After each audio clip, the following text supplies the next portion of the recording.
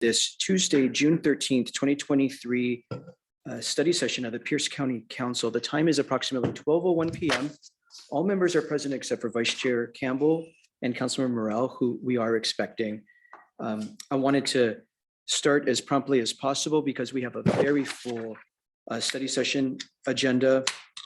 For members' information, this includes an executive session at the end of our time together.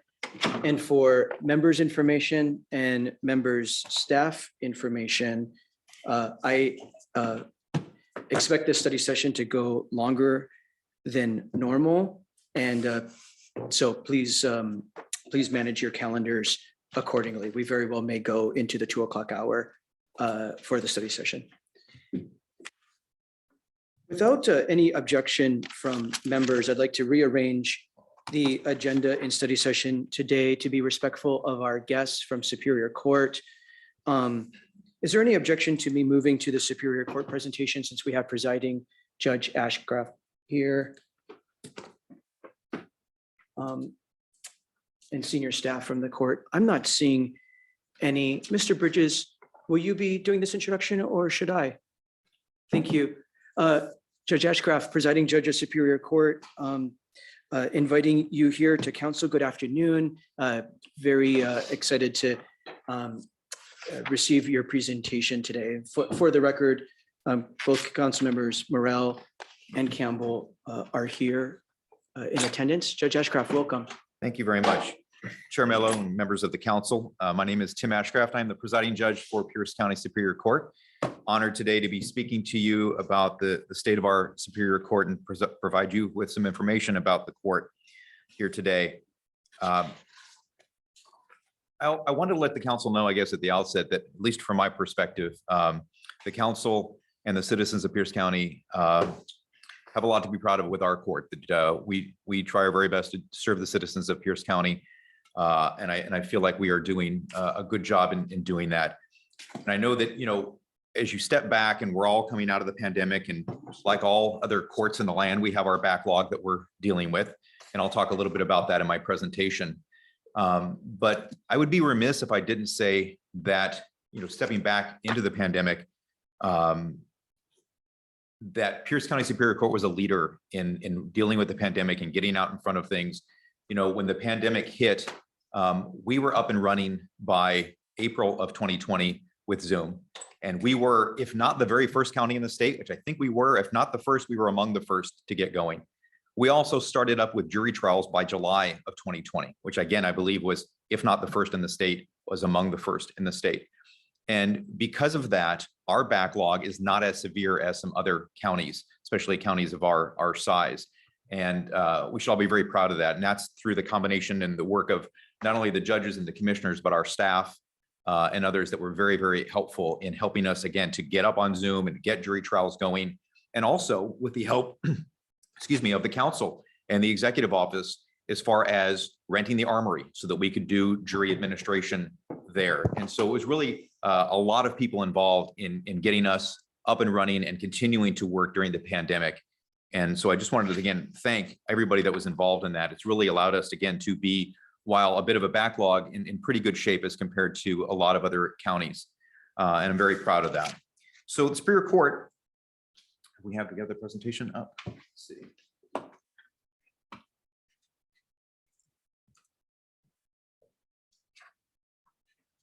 Stand by.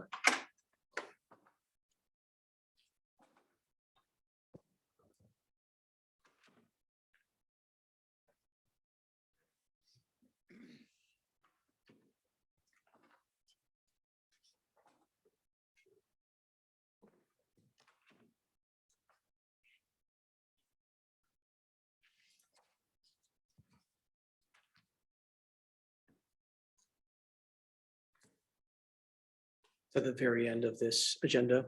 Thank you, sir. There you There go. we go. So there we go. So the second page there.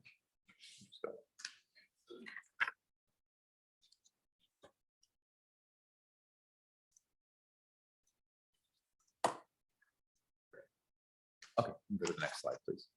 So Superior Court, we have 115 employees. That includes our judges, our judicial staff, court commissioners, and other admin.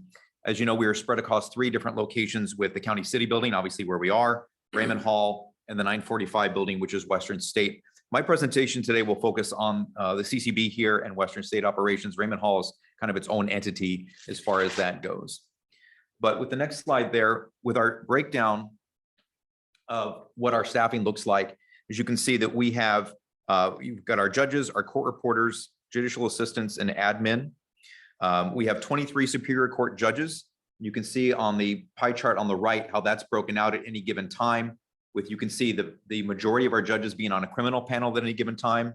Then we have 5 judges on civil. We have 2 judges on family. We have 2 judges out at juvenile court.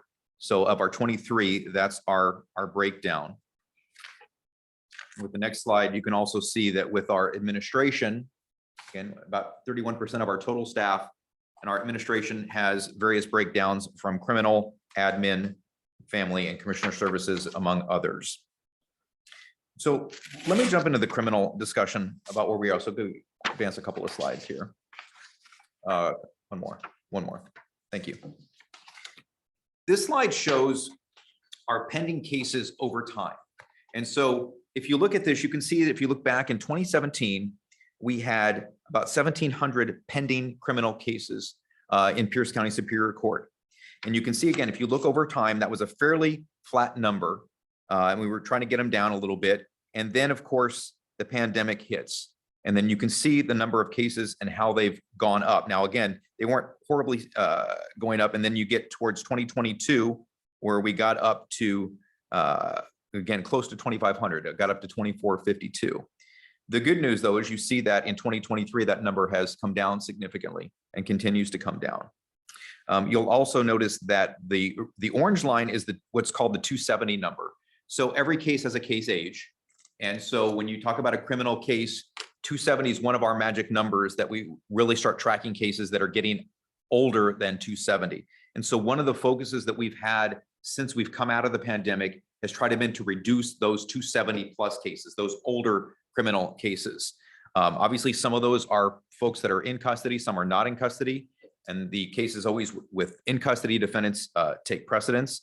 But again, the good news is that those numbers both overall and on the 270 have been coming down, and we'll continue to work on that. And again, I'll just say that I am aware of some other counties of similar size that probably have a little bigger backlog than we do. So we are doing pretty well in comparison. On that, I'll just say that, you know, Pierce County Superior Court, with our criminal case processing, we've been recognized not only in the state, but in the nation as a leader in criminal case processing. By some stats, we are 5th in the country in criminal case processing, not 5th percentile, but I mean the actual top 5. So we're really proud of the way that we're able to process our cases. If you look, and go to the next slide, please. This next slide, a little bit tough to follow in some ways, but I want to show, it kind of highlights pre and during COVID and what was happening. If you look at the slide on the left, it basically shows you by case age category. If you look down to the bottom, it'll show you the case age. And it's basically trying to show you that over time, which cases are increasing and which cases are decreasing by case age. And you can see that it's some are up, some are down, kind of goes back and forth, right? Now, when you get into COVID, see, this is where the problem happened, right? Because in COVID, you can see all those numbers kind of stair-stepping up, all those green numbers. What that basically is showing you is that at every case age, or almost every case age, we had increasing amounts of numbers, increasing amounts of cases, simply because with COVID, we didn't have the ability to get out as many cases. And just, you may recall this, but of course, during the heart of COVID, we had to do, basically our capacity shrunk in half because we had to use one courtroom to try a case and the other courtroom to house jurors when they were on breaks or during deliberations, because we couldn't put them into jury rooms because the space was not big enough for them to socially distance. So in that sense, you might have, again, a trial going on in one part of the hallway, and directly across the hall, that courtroom was reserved for the jury for their breaks and for their deliberations. So that court could not be used for a second jury trial. So that's what really cut us down in half. So this is what led to this 800 case increase that you're seeing on the right, which was, again, in every case category, increasing because of COVID. Now, the good news, if you can go to the next slide, please, is that in almost every category, those numbers have been coming down. So now this is post-COVID. So you can see on the stats, it's April 1, 22 to June 2nd of 23. So about the last year or so. And again, the good news on this is you can see all the red numbers there. So those are all the different categories of case ages. You can see those across the bottom and how these cases have been coming down in number. So just another way of representing the fact that we have been working on our backlog and are doing well at reducing that. The next slide that you can see is just talking about bench warrants and where we've been, again, historically, and then as we've come out of COVID. So remember that the bench warrants issue when you've got a criminal defendant who is out of custody, and then you have, let's say, a mandatory review hearing, a mandatory hearing where the defendant is required to appear. If that defendant does not appear at that mandatory hearing, a bench warrant issues. And so that case is basically kind of put on hold while the defendant is said to be in bench warrant status. So what you can see over these different categories of time is it's pretty flat, right? The number of bench warrant cases, again, the blue represents someone who's been arraigned, who's been released either on bond or on their personal recognizance, and then has failed to appear at a subsequent required hearing. Then you have the orange categories, which are folks that have not yet been arraigned, but there's been a summons that's been issued and they didn't show up for their arraignment, so a bench warrant issued. And you can see the gray where there was a bench warrant issued off the top of the case because there was already a bench warrant out there. So this is a second case or more. Now you'll notice in COVID, and now since COVID, we've had a little bit higher numbers when it comes to all of the different bench warrants. Now remember that during COVID, we had strict jail protocols as to who could be kept in jail. And so by and large, a lot of defendants, at least more than the norm, were getting released because again, we just didn't have the capacity, and also because of the health issues with COVID, those people had to be released or were being released. And so there were more folks out of custody. And so then we've got more folks that just for whatever reason didn't appear at required court hearings. And so your bench warrants do go up a bit. This is also just part of kind of a national trend towards as far as with bail reforms and people being more cognizant of bails and what you're setting. And so you do have, in general, more people out on bond or on personal recognizance that you did prior to COVID overall. So those numbers have gone up. Next slide, please. This next slide, I wanted to show you kind of the work that the judges do and how the work that we are doing is increasing. This is basically a chart that shows you the amount of search warrants that we have responded to over the years. Now, remember that, you know, when a law enforcement person seeks a warrant to either search a house, search a car, make an arrest, whatever it is they need a search warrant for, right? Those all have to get approved by judicial officers. So those come in. Now you can see starting going all the way back to 96, this is the total warrants that were done in that year by Pierce County Superior Court. So you can see 494 warrants in 1996. Now you can see over 3,000 warrants in 2022. So that's a lot more warrants that your judges are answering every year. One of the reasons that's happened, and I'll get to another slide that will show this, is right around, I think it was 2014 or so, the Supreme Court issued a ruling that said that for blood draws, for DUIs, that had to be based on a warrant, could not be based on any officer's independent discretion. So now every time, you know, and this happens obviously more often at night, that an officer pulls someone over and suspects them of being under the influence, before they can take a blood draw, they have to get a warrant. And so what we find is that about 75% of the warrants that we get after hours, so after 4:30, between 4:30 p.m. and 7:30 a.m. the next morning, are blood draws. So each of the judges, when we work during the day, we have a search warrant portal. So if you're an officer and you were seeking a warrant, you can submit electronically your warrant to a specific inbox that we have set aside for that. Our criminal administration staff reviews that and sends out an email to all the judges in the building, both superior, district, and municipal, and says, I've got a warrant in the inbox. Can anyone handle that?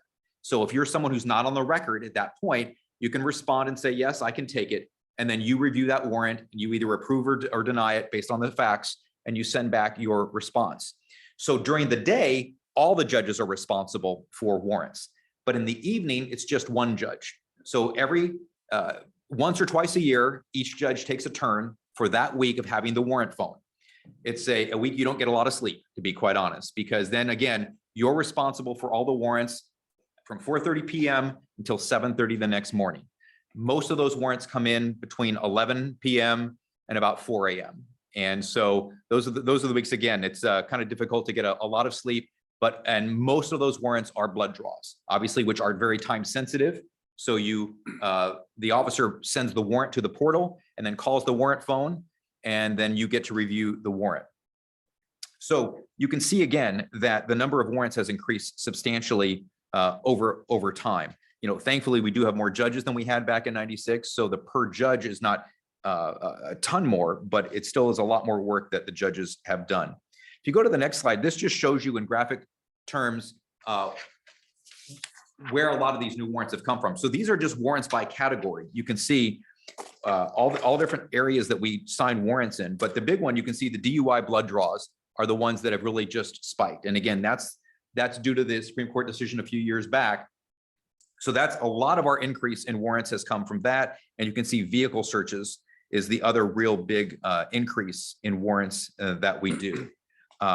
So I will say that there is some discussion now at different levels of government about possibly having some statewide magistrates to do blood draw warrants to take that pressure off of the judges across the state. So nothing decided on that yet, but there are discussions about that because that is a big burden on the judges during the evenings and weekends that we have.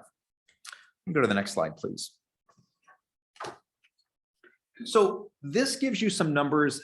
There are some time standards that have been developed by different national organizations on what they think courts should do as far as resolving cases in certain amounts of time. In other words, you can see the numbers at the bottom. The goals are 90% when it has 90% in 4 months, 98% in 6 months, and 100% in 9 months. That's getting cases to resolution. I'll be honest with you, there's no court in the country that meets those numbers. You can see our numbers there over time from 2017 to 2022. So you can see that we get 69% of our cases resolved within 9 months, 52% within 6 months, and 37% within 4 months. And I will just let you know that those numbers actually compare very favorably to most courts in the country. So those standards there are kind of the goal, but the reality sets in, and you can see that again, pre-COVID, we've got much higher numbers for us. We're still recovering from that, still getting through our backlog. All right, and then to the next slide, and I know there was a specific interest in our therapeutic courts. I want to talk about our therapeutic courts. So we've got on this slide, you've got the drug court in blue, you've got family recovery court in orange, you've got mental health court in gray, and what's called our assistant outpatient treatment in yellow. And you can see that, especially for drug court, let me concentrate on drug court there. So pre-COVID, you can see 166 people in drug court. And then you can see, obviously, that dropped in COVID. So let me take a step back and talk a little bit about how this works and how folks get into the drug court program. Remember that from the court's perspective, we don't make that decision of who gets in, right? That's a prosecutor's decision. So prosecutor and DAC work together. Prosecutor ultimately decides, is this a person that they're willing to allow into the drug court program? So we as judges, we don't have any input into deciding this person goes in, this person doesn't. That's not our role. Obviously, our role is to manage folks once they come into the program. Now, the question always becomes then, so why have the numbers dropped? And of course, I know that you're all familiar with the Blake decision. And the Blake decision has a little bit to do with it, but it's not entirely the answer, because remember that when you talk about who gets into drug court, it's not simply to say, okay, you were charged with simple possession, therefore you're eligible for the drug court program. Certainly that exists, but again, this is the prosecutor's office discretion, but there's a lot of other crimes that we know are driven by drug addiction, right? Burglaries and other property crimes are often driven by drug addiction. So it's not just people that were charged with simple possession prior to Blake that were in this program. There were other categories of folks as well, but certainly Blake is one of the reasons that these numbers are down. But another reason, if you look at it, is, because of the issues that all came out of the pandemic, where we had to kind of, with law enforcement, had to concentrate on the violent crimes as opposed to property crimes, right? So with property crimes not as the priority, again, the property crimes like burglaries, again, those are folks that could be potentially in a drug court program. So when those are not, when the resources are not geared towards that as much, we have less folks into the program. You know, the other thing you've just got to remember is the realities here, and that is that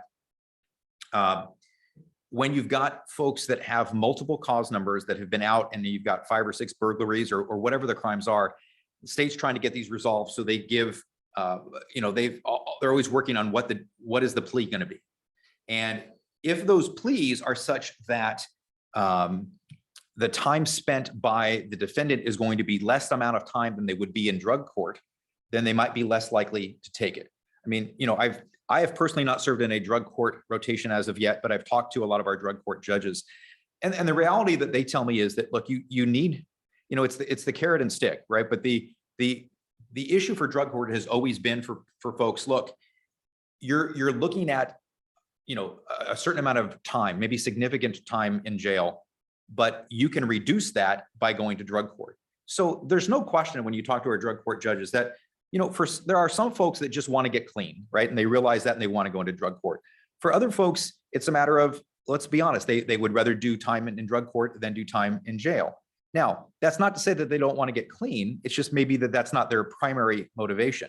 But when you're talking to the drug court judges, they say, you know what, though, what happens is when people get into the program, they start to realize, you know what, wow, it's better to be clean. And once they have that motivation, then it becomes, you know, something that they want to do. So maybe they went into it to avoid jail time at first, but now they're starting to see that maybe this is a good benefit to me. So I will say the numbers are starting to come back up on drug court, so that's good. And I'll say this about the therapeutic courts. They're one of the few areas where in law, where everybody's kind of on the same page and pulling for the same thing. You know, I mean, you know, law is an adversarial process, but the therapeutic courts aren't adversarial in the sense that, you know, we all want people to succeed in these programs. We all want them to graduate. We all know that there are benefits to the individual and benefits to the community of them doing that. And, you know, I was talking to some of our drug court judges in preparation for this about, you know, stories or things. And, you know, one of our drug court judges told me a story about a person that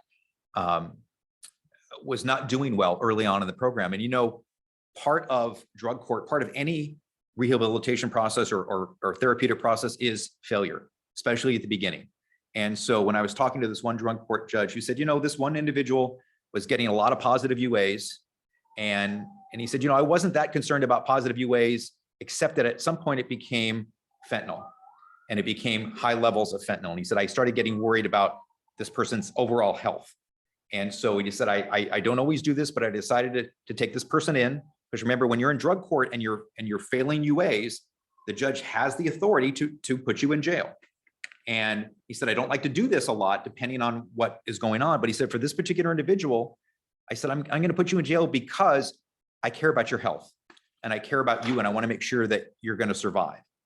And he said, I saw the person that was very dejected and looked very low. And I said, hey, failure is part of this process. You know, it's okay. Don't worry about it. And, you know, the good news on that is that this person, you know, went into jail and then went into inpatient treatment. And then, you know, later came back into the program. And on one of the next times in front of this particular judge, this young man got up and said to the judge, I just want to thank you because you saved my life. Because putting me in jail and then, you know, forcing me to confront what I was doing and then getting me into inpatient. And, you know, at those times, you know, as judges, we try to remain stoic.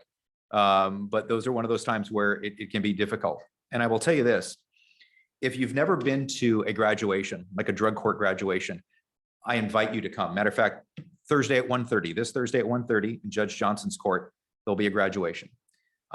If you want to come and see a really joyous time in court, it's a really good thing. I've been to a few, and it's not a lot of dry eyes in a drug court graduation, I'll tell you. And they are a marvelous thing. And, you know, that's not to say there's not struggles with folks, because there are, and not everybody graduates. But the programs we see, you know, when I when I talked to the exec and did a video with the exec, I talked about the fact that therapeutic courts in a way are a community safety program, because it's that way of trying to get people, beyond their addictions and beyond the problems that they have. And then they're just better members of the community.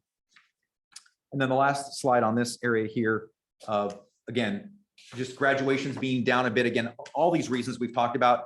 I do want to point out again, 23 is a partial number. Obviously, we're only in June, so those numbers are going to be going up as well.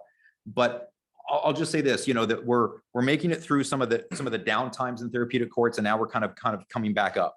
So while the numbers are a little bit down, the progress is there. And you've got to remember too that for people that are in drug court, sometimes if they stop appearing, they too can go on bench warrant status. We were talking about bench warrants a few minutes ago. And so while they're on bench warrant status, they're really not officially part of the program. And then when they get back in, okay, then they're going to have to start the program again. So those numbers will come up as well. So, all right, let me move on to civil. So we can go to the next couple of slides, please. There we go. One more, please.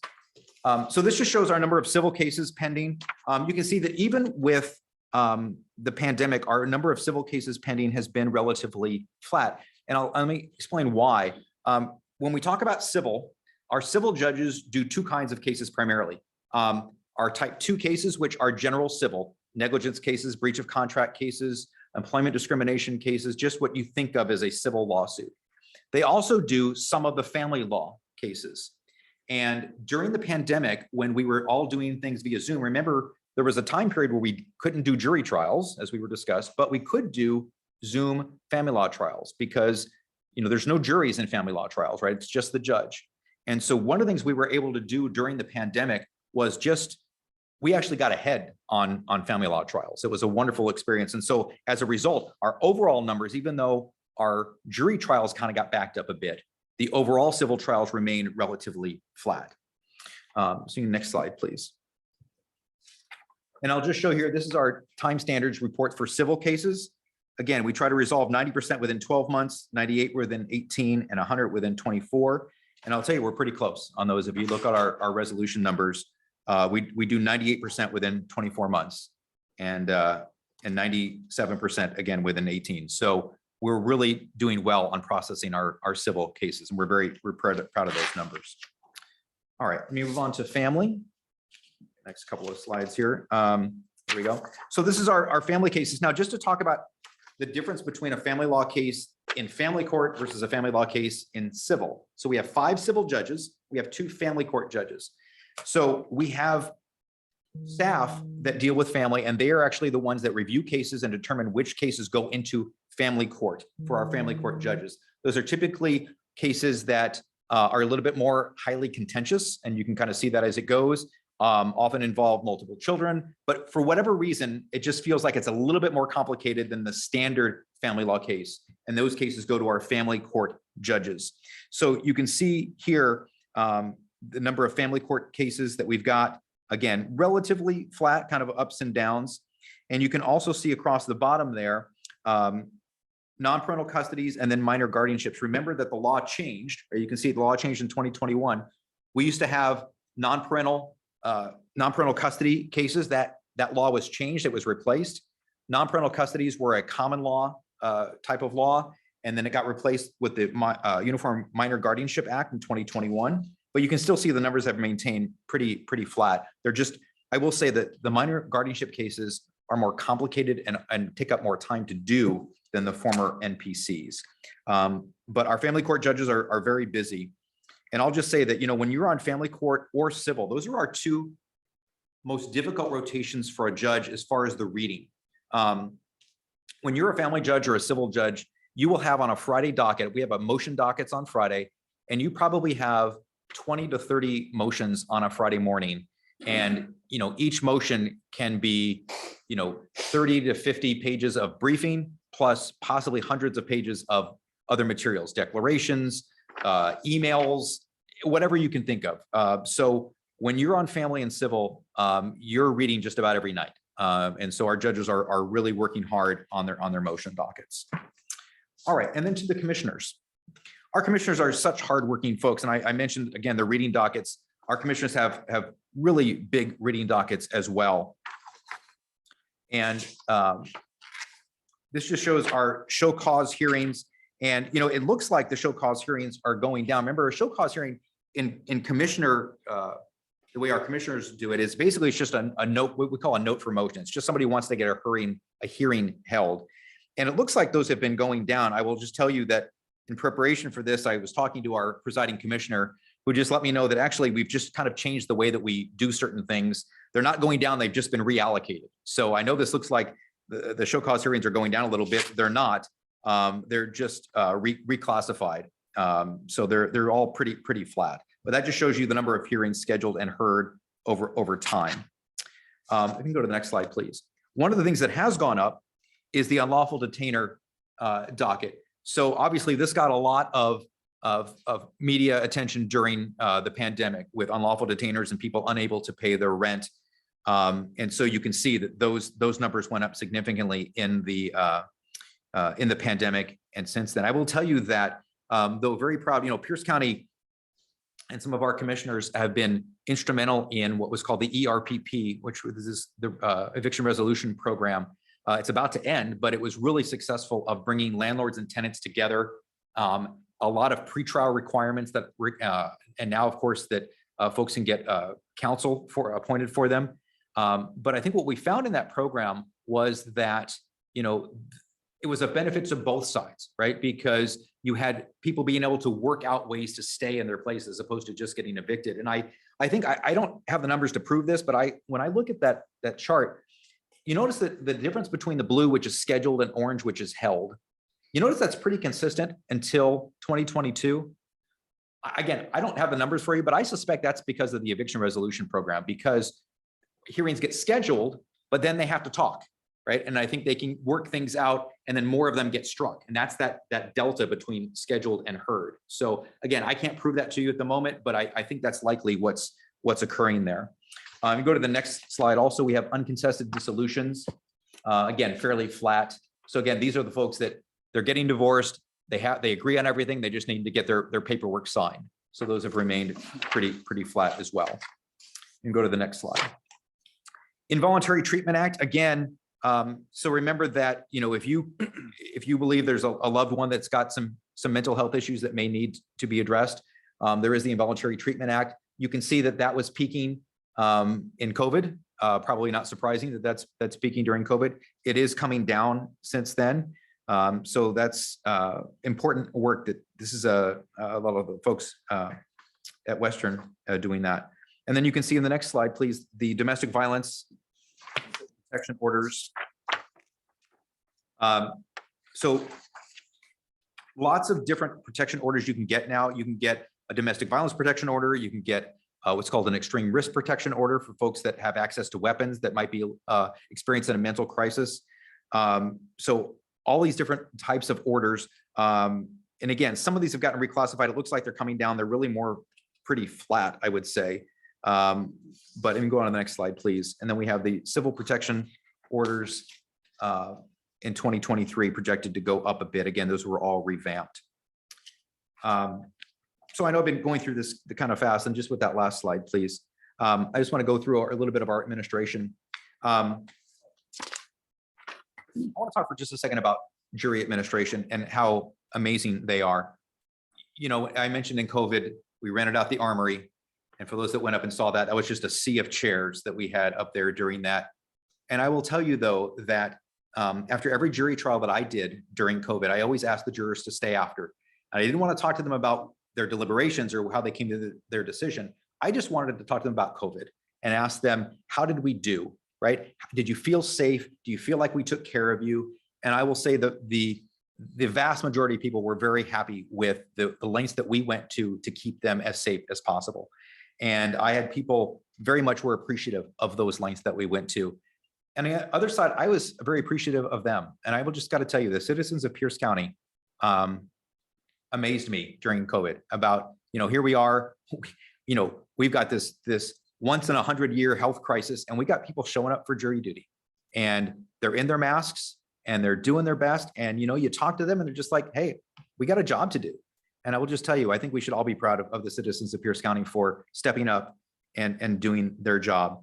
But we get emails all the time about jury admin and just how friendly the folks are in jury admin. You know, they are the first line when someone comes in to serve jury duty. That's who they face. They see our folks in jury admin, and they do a great job of orienting people and making them feel comfortable. And it's just a wonderful thing that's going on. I want to talk just for a second here about this. We've been doing this jury demographic study. Chris Gaddis, our court administrator, has done a great job with this and looking at how can we improve diversity of our juries, right? How can we get better representation on our juries that matches our community? And we've been looking at that data for the last couple of years. And you know, we have been selected for this jury pilot pay program that you may be aware of, starting soon, where we're going to be, you know, adding money. So normally, you probably know jurors get $10 a day, so not much. But we are, for this pilot program, again, we're the only county doing it in the state. We've been selected to do this. We're going to be adding $50 a day. So the jurors will be getting the $60 a day to be jurors. And of course, we'll be tracking that data. And one of the questions that we're going to be trying to answer is, does that help the representation of our juries across all demographic lines? So that's a study that'll be going on later this year into next year. And then we'll be, and again, we'll be accumulating that data. Part of that is we're going to be on a campaign to get the word out, right? That that's something that we're going to be doing, because it doesn't really help us to pay more if people don't know that we're paying more, right? Since the whole issue is let the community know, hey, if you can serve on jury duty, we are going to get paid a little bit more. And we'll see if this helps. We'll see if that's the right amount. But whatever, we're excited to find out if this can help us with the diversity of our jurors. On interpreters, I just want to let you know that our interpreter program, our interpreters are great, and the people we have in our interpreter staff are wonderful. But it is challenging we have more folks that need interpreters. And quite honestly, interpreters are in short supply. And so around the state, this is not just a Pierce County problem, this is even around the country. And what we do face sometimes is kind of a battle for interpreters, especially those that speak more languages that aren't used as often. We know that there are some courts in other states that are just reserving a week and paying an interpreter for a week, and they don't even know if they need that interpreter, but they're going to do it just in case. So we're doing our best. And again, our staff does a great job of securing interpreters, but it is something that we're continuing to watch, and it has potential issues down the road. And the last thing is this NICE digital evidence. Everyone thinks that NICE is an acronym. It's not, it's just NICE. Doesn't stand for anything, but we're going to be rolling that out here in the coming months. And it's basically allowing us to go all digital with our evidence. So basically then the lawyers will be sent these links. They'll be able to upload their exhibits into this program ahead of time. And so when they come to court, you know, the witness stand will have a monitor, so the witness would be able to see the exhibits. They'll be projected on the wall for the jury to see. In the jury rooms, there'll be a big TV for the jury to be able to view the evidence. And so it's just all digital. And then when cases go on appeal, that can be very easily shipped off to the Court of Appeals.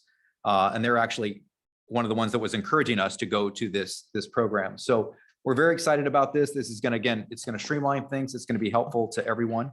And we're excited to see that go. So that's my presentation. Again, I appreciate the time here today, and I'm happy to take any questions that you may have. Judge Afcraft, thank you for being with us and giving us this update of the activities of Superior Court, and also spending a little bit extra focus on the criminal side and therapeutic court side, which you know is of great interest to this council. What questions do council members have? Councilmember Herrera. Thank you, Chair. I just had one quick question on the 270 days, you know, yeah, for the cases and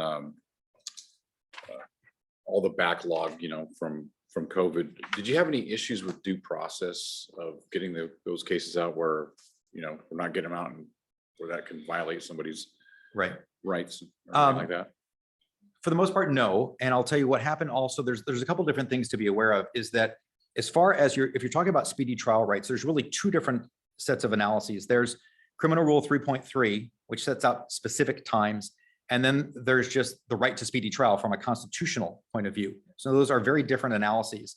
And on the constitutional side, just so you know, the US Supreme Court has held that there's no number associated with that. It's basically just a kind of circumstances. And the Supreme Court has held that sometimes there's been gaps of 3 years where Supreme Court has held that's not a violation from a constitutional point of view.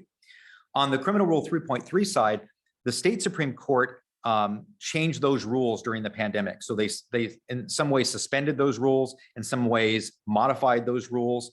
And so there was a lot of times that did not fall under where the clock was running, so to speak.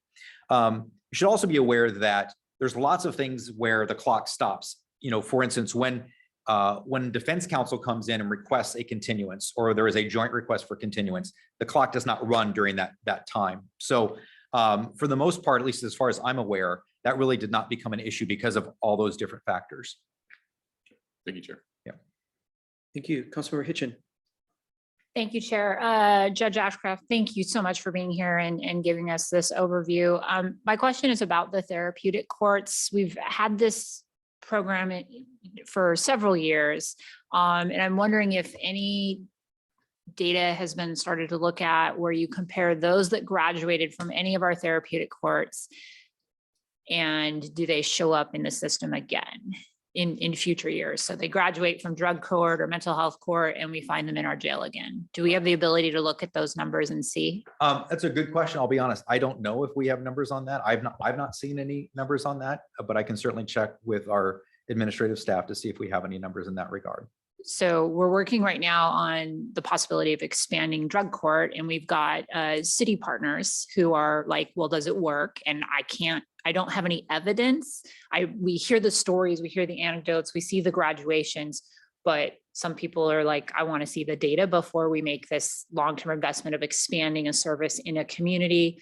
And so it'd be really great to, if we do have that, if there's a way to, knowing we civil rights and all that, there's certain information we can and can't have, but if there's just a way to find out if we are seeing people come back, if we're seeing reductions or anything, it'd be really helpful to kind of couch that conversation and then also guide the types of things that we're doing as far as services. If we're seeing certain services in our drug court, certain things that are being required or offered during drug court that we find are better. And you guys, we've been doing that for a while, but I don't know if we've done that look. It'd be really helpful as we finally have some funding available with the opioid settlement dollars coming into the system at a region level, really looking at how do we address this crisis. And so having data to support that would be really helpful. If that's something that's available in the near term, short term, be great. We will look into that. Thank you. Thank Thank you, Chair.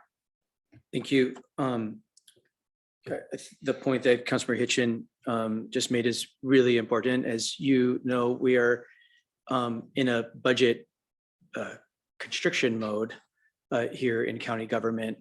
And even if we were not, the data is important to all of us, the legislative branch, the public who pays the bills, the public whose justice is being served. And so there's an ongoing discussion with Superior Court and District Court about information sharing at an appropriate level while protecting appropriate confidentiality. The point that Councilmember Hitchin made is incredibly important, not only from a transparency perspective, but when we're making investments, new investments, budget cuts, we really need this data in order to make sound decisions about how to use the public's dollars wisely. And if it is proving to work and reduce recidivism, we need to know that in order to make the case for adequate funding levels. So there'll be an ongoing conversation, but this need to stress, this needs to be a short-term conversation, not a long-time conversation about important data sharing. Thank you. Councilmember Krueger. Thank you, Chair. Thank you, Judge. I wouldn't want to be in your shoes. But regardless, I'm kind of intrigued on page 11 on the, when you had suggested that it was the blood draw that kind of spiked. Yes. And I'm just curious, what were the results? Were there more arrests? And also, had that been available in the prior years, would those bars be up as high? Well, as far as the number of arrests, I don't think it affected, necessarily number of arrests. I don't know that, Convictions. I don't know the numbers specifically, but the difference is that, at least my understanding is that prior to that ruling, again, an officer had the ability, to say, I think you're likely intoxicated and I'm going to authorize the blood draw. And then the Supreme Court said, no, we need a judge to make that decision, not an officer making that decision. So it was really more of a procedural change as far as who gets to make that call. And of course, I think that's appropriate that it be a neutral judge that's making that call. So what it really did, I don't know that it changed, again, what the officers were doing is it just changed, the amount of sleep that the judges were getting so that we could Specific to that. respond to those. Okay, thank Yeah, you. Thank sure. you, Chair. Thank you. Judge Ashcraft, a few follow-up questions from me as we close out today. Again, very grateful for your time and the very hard work of the Superior Court. The last slide, you shared a very exciting initiative that our court was selected as a pilot program for jury pay, and all the outcomes you're going to be tracking. That's really exciting. Congratulations. The reputation of the court, I'm certain, went into being selected. So this is great. Can't help but notice that the last bullet says going from $10 to around $100. You indicated that you think you're landing at $60. Right. 60 is better than 10, but Well, I think the issue was that we were allocated a certain amount of money over the fiscal year of 2024. And what happened was that our belief was that because we want to get the word out, and again, we just got this news within the last month or so. We feel like it's not going to be a good study if we can't get the word out ahead of time to people to let them know that we're doing this. And that obviously is going to take a little bit of time. So we have to spend the money by end of next May or June, whenever it is, the end of the fiscal year next year. And so our request had been, can we take the same amount of money, but instead of $50 more for a year, could we do $100 for 6 months? Because it was our belief, and still is our belief, that $50, while better than 10, may not be enough to move the needle for folks. And so it had been our request back to the legislature, can we please spend the exact same amount of money, but just in a concentrated form, which will also allow us more time to get the word out ahead of time. And we got back, no, was the answer. So I apologize that there's a typo on there. So that would have been our request, but we are still working with Mr. Gaddis, do you mind coming to the microphone so people listening on Zoom can participate? Sorry, Chris Gaddis, Superior Court Administrator. We are still working with the legislative bill sponsors to see if we can get that forward, because Judge Ashcraft is absolutely correct. The original response was no, because this was what was mentioned in the proviso. This is what you get, and we're a bit persistent. And our jury service work group that is doing all this with members of Seattle University who are doing the study portion. Just like Judge Ashcraft mentioned, we were concerned that $50 didn't move the needle. So could we do anything? I think it just came down to a lack of true understanding of what the process would take. It's going to take at least 3 months to do a media campaign. And then you have 6 weeks for the blue card summons to go out. So it's a substantial time of education for the public. And so if we can take that money that was supposed to be stretched over a year and compress it to 6 or 4 months, can we provide enough data so that the researchers can say, yes, this is accurate, and tell the right story, and then increase the funding as well. So we're still holding out hope. We should know soon if that is actually going to go forward. We should know in the next few weeks on who is going to be helping us from a PR standpoint. But all that money goes through the administrative office of the courts. That's not actually our money. Only money that funnels through us is the reimbursement that we request from the state. Thank you for explaining that to us. Vice Chair Campbell? I think, Mr. Gaddis, you might want to hold on. I know we didn't intend to drill down on this. Just 2 quick questions come up. I think federal law is if you give someone over $600, you have to do a 1099. So are we going to have to start issuing 1099 forms?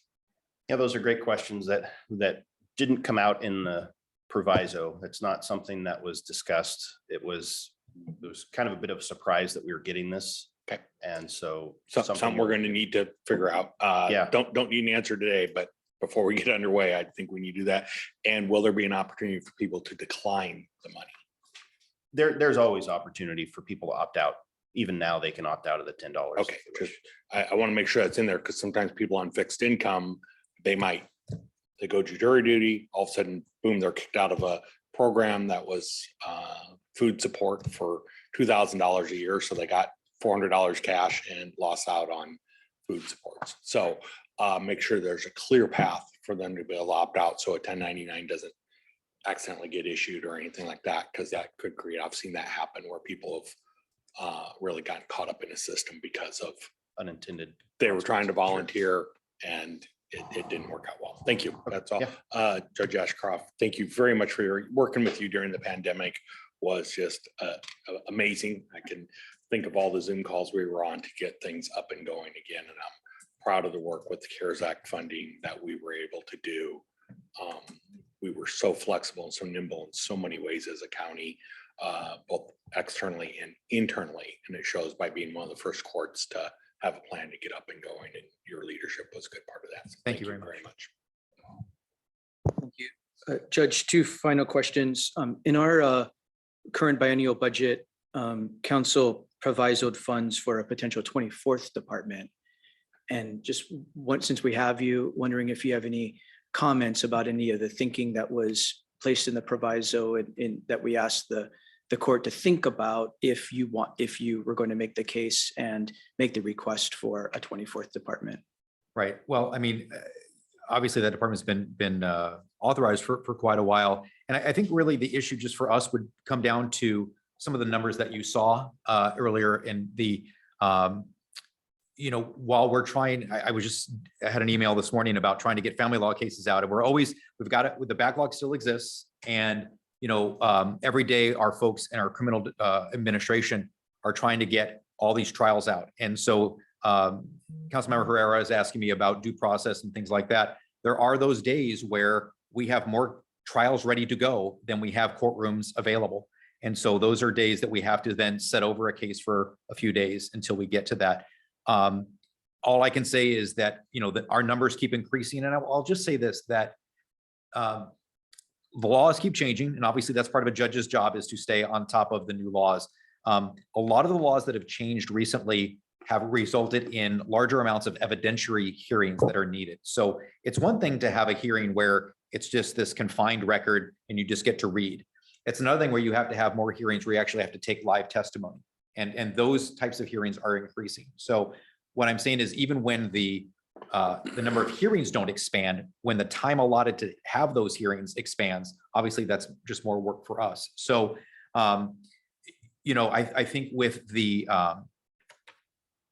changes with 1501 Market Street, and obviously then there's still all the planning that has to be done with what expansion and what additional space does Superior Court get out of that. And, we're all kind of waiting to discuss those issues, but our thought is that we would use some of that extra space that we're allocated for additional courtrooms as part of planning for future needs. And so our position would be that, yeah, that extra department would help us to serve the community, because again, we're still trying to get through that backlog, and we've got so many needs out there.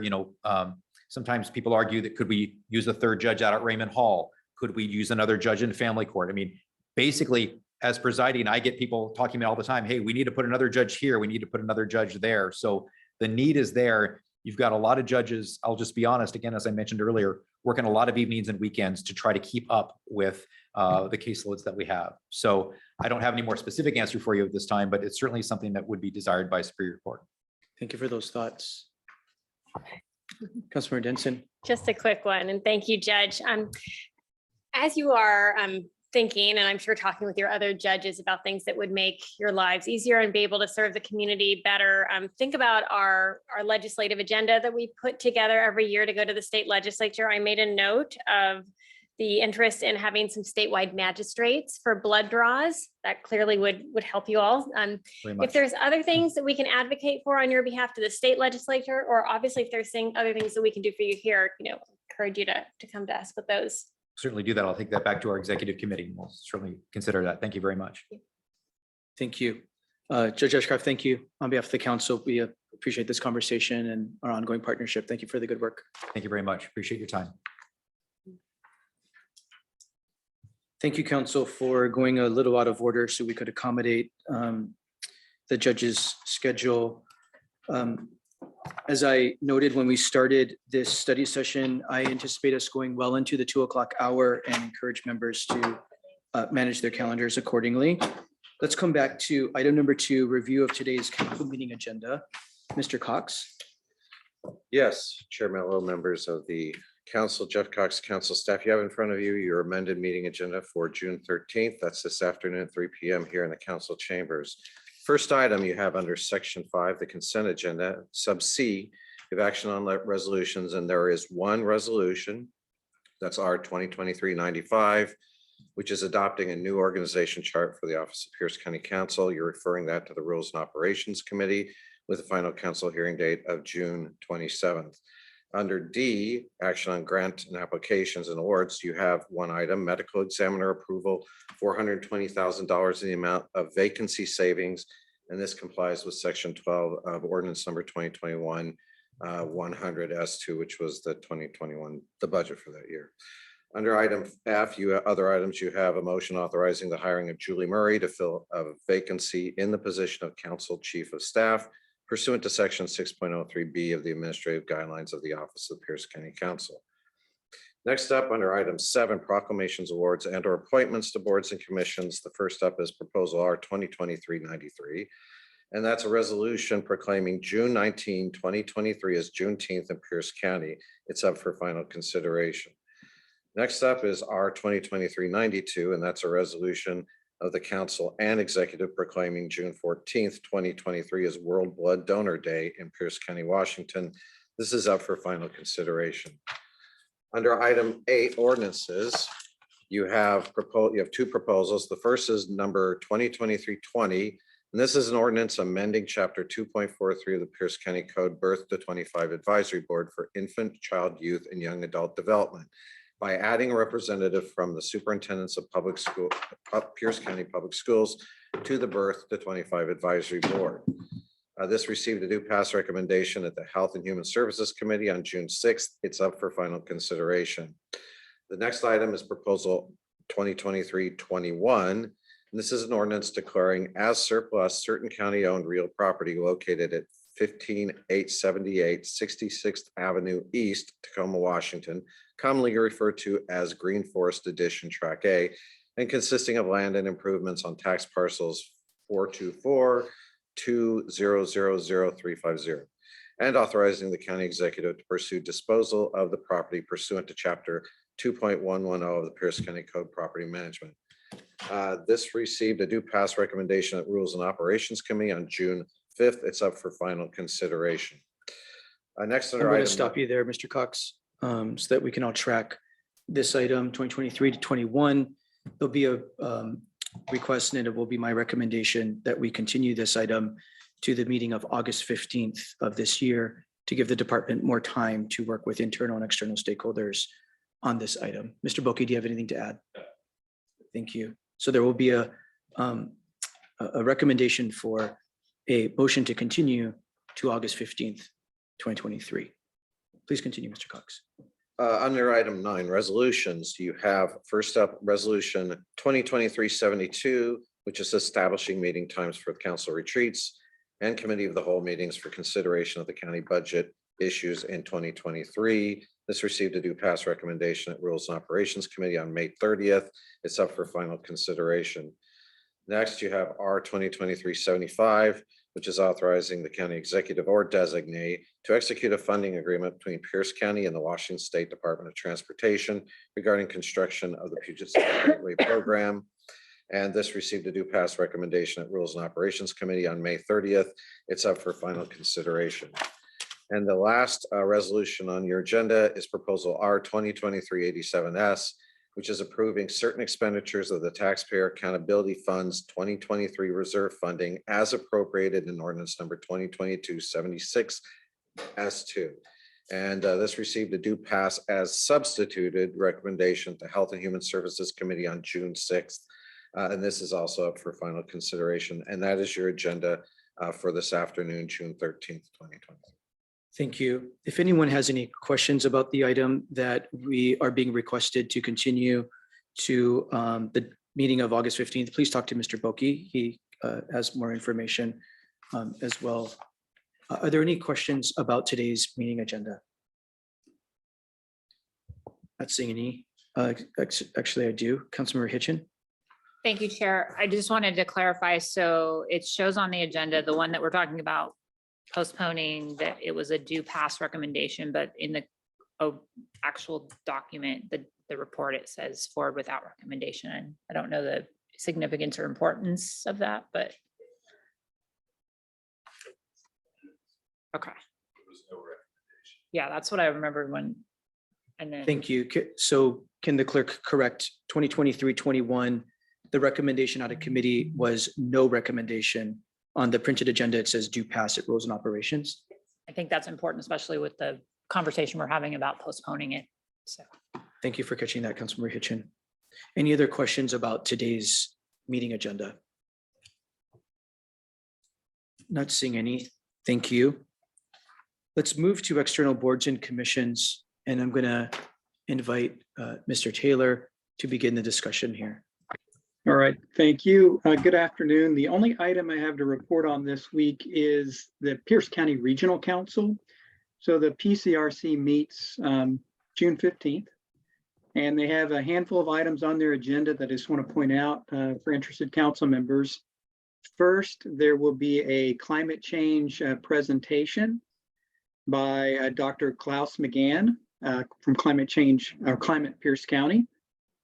There will be a briefing on the comprehensive plan update schedule, and that'll be provided by the GMCC vice chair. And then lastly, South Sound Housing Affordability Partners will be providing a briefing on HB 1110, dealing with housing affordability and zoning. So those items I'd like to highlight for PCRC. That's all that I have, Mr. Chair. Thank you, Mr. Taylor. Do other members have boards and commissions updates for today? Vice Chair Campbell. Yes, two quick ones. One is met at Pierce Transit yesterday, had a good meeting. As of next month, I'm no longer chair. So now equally Councilmember Mello or myself on issues with Pierce Transit. And also Zoo Trek Authority, we have new polar bears at the zoo. The budgies are still on their way out, but we got a pair of twin sister polar bears coming to Point Defiance Zoo that are totally worth checking out and amazingly cute and playful. And the electric trams are almost ready to be running out at Zoo Trek. Thank you, Vice Chair Campbell. Other boards and commissions updates by any member? Not seeing any for today. Thank you for both of those. Let's move to item 4 under Chair's topics. We have a few items here. The first item is our council priorities discussion. Thank you, members, for a very productive 2 days last week, and thank you to our staff for making it a very productive 2 days last week. Our staff worked hard to collect our rankings and input. And I'm going to turn it over to Mr. Taylor to help me present the synthesis of information received from that exercise that we did at the end of our second day. The goal here is to see how the initial rankings have come together. Opportunity for more council discussion here, see if anyone's thinking changes as a result of seeing it in this format. So this is an opportunity for more dialogue on this. This is not the end all and be all. It's a iterative process, as we've noted before. And we're trying to get to a stage where we can communicate to the executive what council's priorities are for the upcoming biennial budget. And so we have a companion document that we'd like to get council input on to advance for that purpose. So with that introduction, Mr. Taylor, I'd like to turn it over to you to walk through the tools that you and the team have created as a result of our 2 days. All right, thank you. So as the chair notes, this is very much a work in progress. Staff is attempting to help the council take the lengthy list of 94 priorities and condense it down to something that's a little more manageable, that is a true expression of the things that are the highest priority for the council relative to the 24-25 budget. So within your packet, staff has organized the priorities in a few ways. Again, just a place for you to start in your conversation. The first way we've organized the priorities are into groups, and the groups are based upon the scores that were assigned by council members during your retreat. And that's what you should see on the screen right now, is that attempt to organize by score. When we did that exercise, a group of priorities rose to the top, and that's what's represented here in the what I'm referring to as Group 1 priorities. These were the highest scoring of all the priorities that members selected, and you'll see a few items that within that group that even rose to the top. So, you'll see the first priority, ped and bicycle projects being programmed into the transportation improvement program, was one of your highest. Efforts to reduce property crime, theft of vehicles, equipment vandalism was another of your highest. And then the third one that kind of floated to the top was the establishment or creation of additional residential detox beds and sober housing in Pierce County. But I think you get the point that this group of 12 are the ones that scored the best across the various categories. Go ahead, Jair, if you could move down to the next. You'll see there's also Group 2, and then finally at the next page, Group 3. And again, these groups are just organized around the score that was assigned. The next way that we tried to organize is priority within the priority areas. So you had established 11 priority areas, housing affordability and supply being the first, going through priorities to your last category, which is collaboration and community support. So within each of those priority areas, we've identified the highest scoring priorities. And so you'll see within the housing affordability and supply group, the council's desire to continue to invest in affordable housing projects is your highest priority based upon how you scored it. Fee waiver, examination of the fee waiver program to potentially target more funding capacity for fee waivers. And the next biennium was also a highly ranked one. And so as you go through these tables, you'll see a number of priorities float to the top. In the interest of time, I'm not going to go through those right now, but I'd be happy to circle back as the dialogue happens. I'd like to get to the last way that we've organized the priorities. Jair, if you could go ahead and advance to the last document in this series. Keep going. There you go. Thank you. The last way that staff is organized is we've tried to organize these priorities and format them in a way that would be conducive to communicating through a resolution to the executive. And what has been done here is, within each of the categories, we've taken the highest priorities, as appropriate, and moved those into this priority statement. We also look for opportunities to bring other priorities in where they might have been related. And so a good example is the very first one. So as I mentioned earlier, one of the highest priorities that the council identified was investing in affordable housing projects with that goal of creating 1,000 new income restricted units per year beginning in 2024. That was really your highest rated affordable housing priority. But you had a number of others that showed up that were also important to you. I mentioned the fee waivers earlier. That was important to you. A number of members also indicated that the establishment of community land trusts were important as well. And so in this example, I captured those related actions related to that highest priority within this document, just to not lose track of those, convey that they're related, that they help to achieve that highest priority. And so we've done that throughout the document. The document that's shown here is successful in the sense that it takes the 94 priorities that were on the original list and condenses it down to 26. There's typically one to 4 priorities in each of the buckets now with this approach.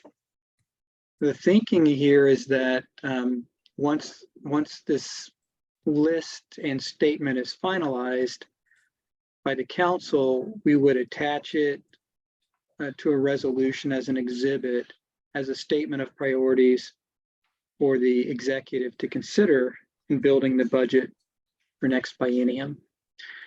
So that's a really high level review of the materials that are in your packet and kind of the thinking behind it. Again, I'll reiterate one last time, this is very much a work in progress. Staff, these are your priorities, obviously council members.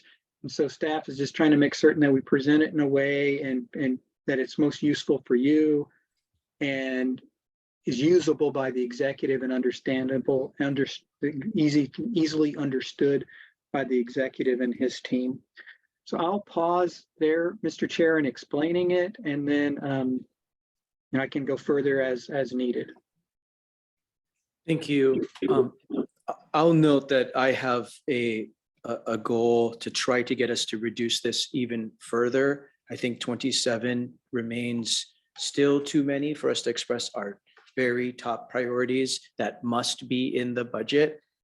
I don't know that council is going to be successful in communicating our very top priorities if we have 27 of them. So I'm really going to push us to try to collapse thoughts, further refine, remove things that we know are going to happen because they're already funded, and putting them in here just muddies the waters or I mean, it's not muddy the water, but it's going to happen, whether or not it's in this document. I don't know that it needs to be here, and it diminishes the importance of the other major priorities we're trying to bring attention to and say, these are super important. They need new financial resources.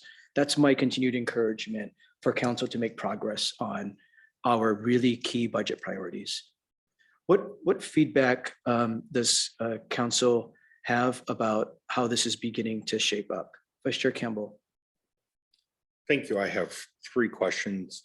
Mr. Taylor, can we get a 0 report also of all the items that got 0 votes? So we can make sure that there isn't something that maybe we were in between moving forward and not, and we didn't, but before we walk away from those items, take one last look at them.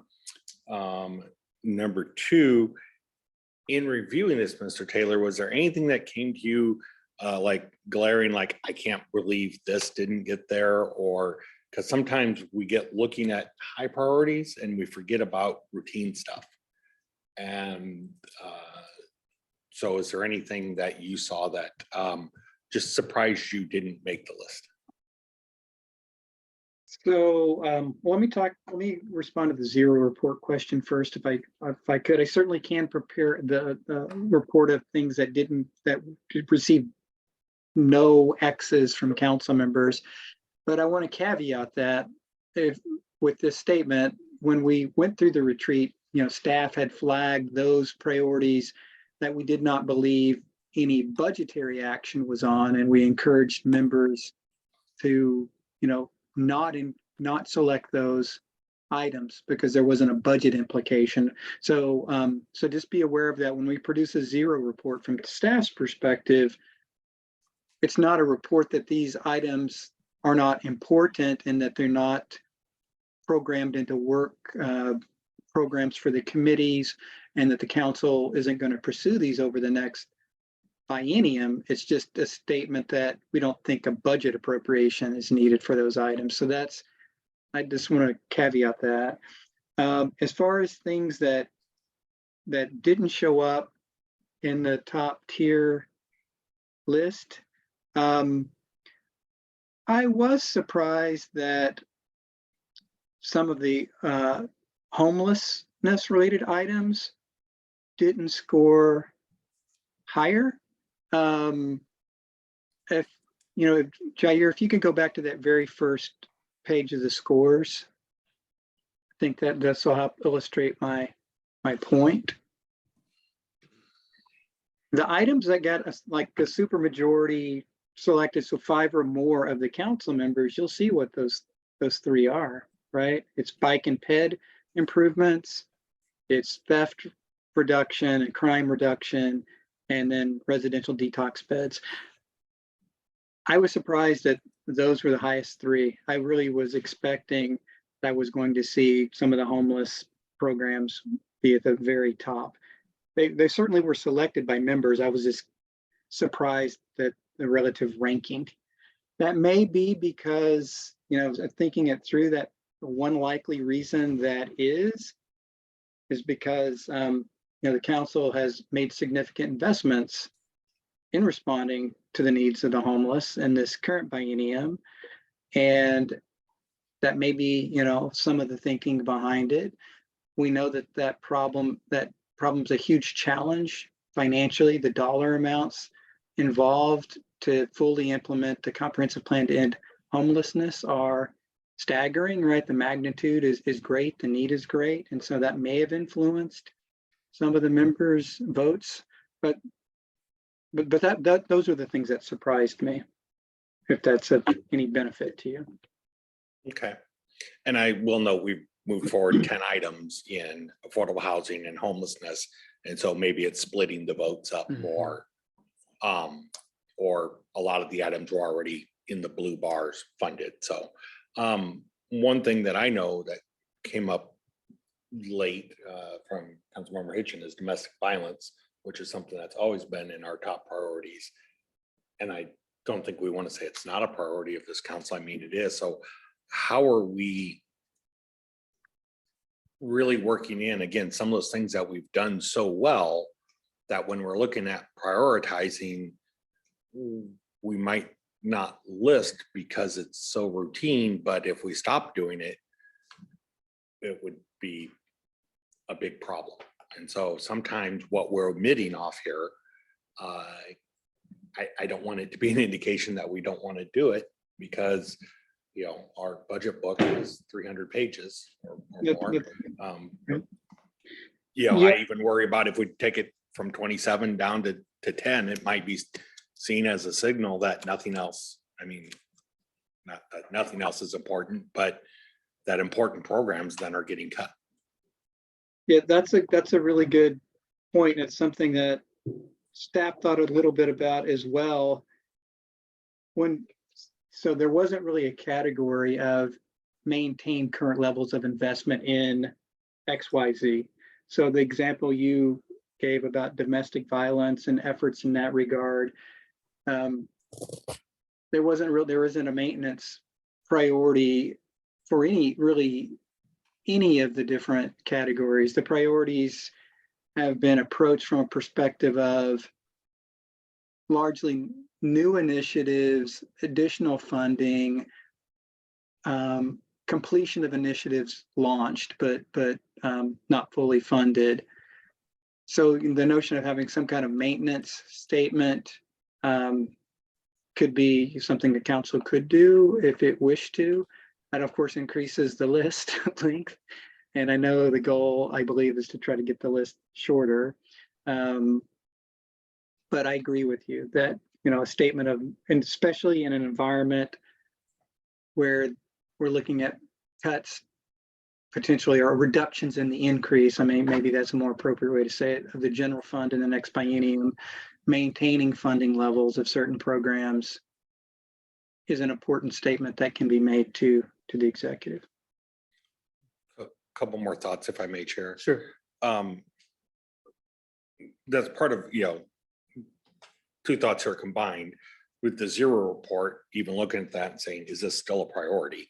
Because there might have been some things that got zeros that 6 months ago seemed like something, but we've gotten a little more information and it's probably not something we should pursue. And I don't know how we take those off lists.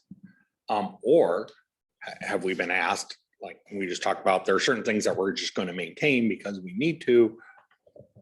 But where do we look at the process of deciding what we shouldn't be continuing? Right now, we're throwing a whole lot of this and this and add this and add that and add this, but nowhere are we being asked what, stop doing this. What's the process for that? In my view, that if members have ideas for that, they should voice them. In my view, that's largely the executive's job to make recommendations to council about what gets reduced or eliminated. Again, if members have questions of programs that are ineffective, that should be considered for reduction or elimination, they should voice them. Inefficiencies, ways to find efficiencies, they should definitely voice them. In my mind, that's the executive's job to make consideration to council. If we're giving to, we're giving a ranked priority of what to add, but if we're not, we can voice them, but that's how we end up with 70 amendments to put things back in later. Because the executive makes those decisions. We go, whoa, we didn't want those 10 things cut, but we're not given any guidance on what we do. And so perhaps something that we need to think through. Because this is all about add. And it's not that I want to cut anything, but there are things we're doing that we probably don't need to keep doing. And we need to be clear on that too. That's part of priorities. If we, I want to drill down on one thing here, because I get it. I like how it sounds, but then I'm not sure. It's the third number 3 down up there. Look for opportunities to reduce local regulatory burden on new businesses and ensure timely review to help make opening a business in Pierce County easier and less burdensome. Sounds wonderful, but I've been trying for about 4 days to really wrap my head around. We don't even do business licensing. So what are we doing that's stopping someone from opening a business? I mean, this is one of our top 10 priorities. And as I really thought through it, and this is one of the only ones we have in the entire thing that is about cutting service levels or cutting to efficiency. Could someone give me some examples? And I mean, that's, again, I like how it sounds, but I can't wrap my head around what it actually is or how we would represent that in a budget. Does anybody want to, Councilor Hitchen, I see your light, but I don't think it's in response to that necessarily. Does anyone want to offer any thoughts to the question Vice Chair Campbell just raised? My sense in listening to members' discussion, and I know you have as well, Vice Chair Campbell, I appreciate the spirit of the probing conversation that you're causing. My sense is this is anything from general permit times at Planning and Public Works, That's perhaps sewer times it takes to review anything from a stormwater permit to a sewer connection to a building permit. You make note that we don't do business and occupation licensing or fees in Pierce County. So it can't be that, but it's permits for occupancy, permits for building, permits for connection charges to the sewer, stormwater utility. Perhaps there's a little bit of an undertone of things that we're on joint boards on, like the health department, perhaps permits through the health department, I suspect. Does anybody want to add to what I tried to summarize as the challenge here that we're looking at? I don't know that I put my X there. I'm just trying to channel what I've heard. Vice Chair, Councilmember Morrell. Thank you. I'll throw my 2 cents at this. I think it's all of what you said and a little bit more about trying to package Pierce County a little bit better in promoting economic development, follow through.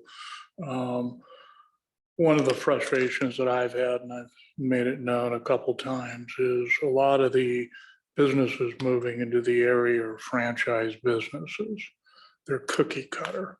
Why does it take so long to get a permit on a McDonald's in Graham and another one on South Hill, when we've done it 100 times? So that's one of my frustrations is, why does the sewer connection fee vary between, or permit between, 5 weeks and 6 months on a cookie cutter type franchise project? I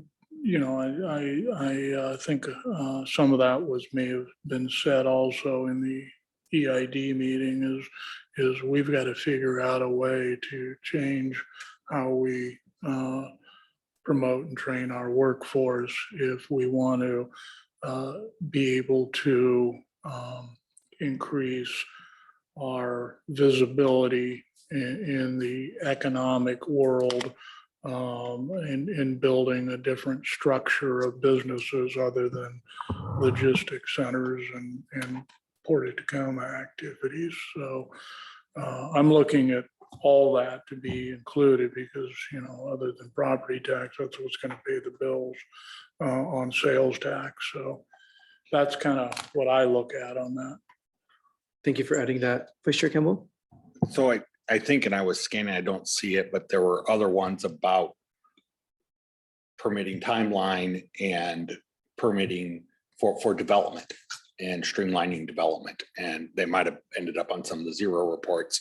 But what I just heard was we want to increase development and ensure timely permit review for development. But what's written here is reduce regulatory burden on new businesses. And so I want to make sure that we're achieving, because what regulatory burden are we putting on new businesses? Happy to bring this into EIDC, but need to understand more of what we're asking to fund in this. Point taken. Let's, those that are most interested in this area, this is a good conversation to hone for clarity what we're saying. So all about trying to bring some clarity here. Anything else, Vice Chair Campbell? Yeah, I mean, if it's more about development, then let's make sure we're clear about that, because where it's going to track in the county right now, as it reads, this gets sent over to economic development to complete. But what I hear is this needs to go to planning and public works. Thank you for that. Councilmember Hitchin. Thank you, Chair. Thank you, Mr. Taylor and team that got this together and gave us several different ways to look at the information. I really appreciate that.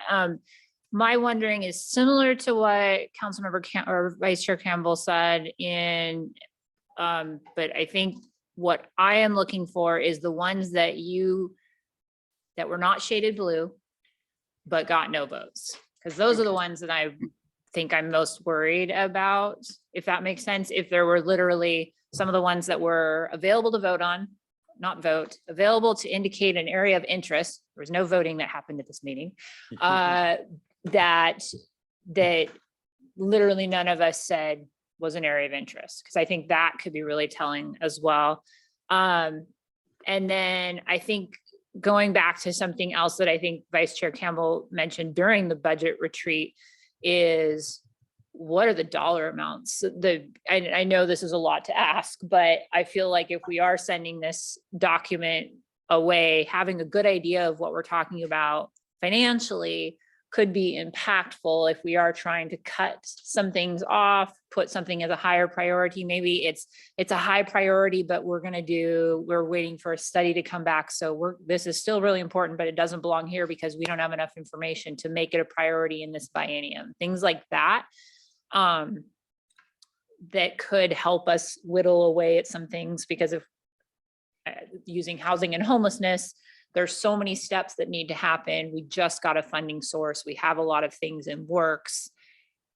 How do we what are the short-term, long-term, do they match this? Looking at some of our infrastructure projects. Are we gonna identify one? We identified one that seems really important, but I know we have some that we're looking at. No, we've solved all of that. No ferry. Broke down again this morning. Thanks for bringing it up. I wasn't gonna bring it up, but the idea that having those numbers, even if it's just I don't know, in magnitudes of tens of millions versus hundreds of millions to compare, because if everything we put on this list is all $100 million plus, I can already see that's an unrealistic thing to send to the executive and go, hey, here's our priority list, because we know that our county can't afford that, right? And so I think that could be helpful if we're also trying to eliminate, because then we can go, being good fiduciary, stewards of county dollars, we know this is unattainable. Does that make sense to my colleagues? I think it makes sense, Councilmember Hitchin. I don't know if we're going to get there by the time We want to send we this want to down? communicate this with our capacity. Okay, I see what you see. In a perfect world, I would like to have that information too. I don't know that we have the capacity to achieve that, in all honesty. okay. Thank you. Councilmember Morel. Thank you. And I guess this question would be directed towards Mr. Boki. At some point in time, I would assume that you don't have to get to the podium to answer this, but just in my own mind, we're going to end up with a budget that's got fixed expenses. Those dollars that are committed to staff, to, other programmatic things that we're obligated to pay for. I guess at some point in time, are we going to look at what dollars are going to be available outside that bubble? Is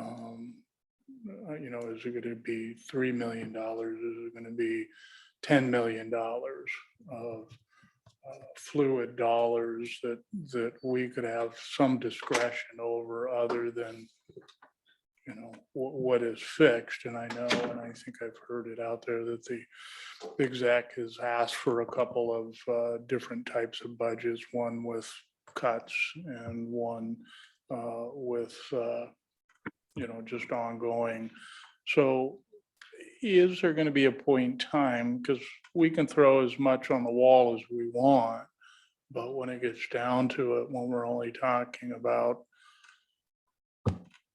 $3 million above and beyond what our committed expenses are, I guess my expectations aren't going to be that high in this cycle. Mr. Boki, before you answer that, in my estimation, Councilmember Morel,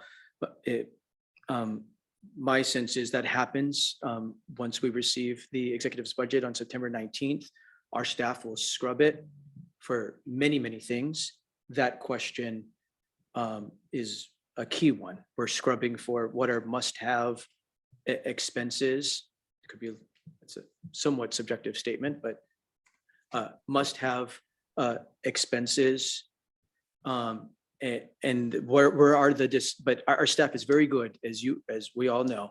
Our staff is good at then combing through, okay, these seem, as we understand the executive's budget, these are the discretionary items that seem discretionary. These are executive priorities or department priorities, discretionary.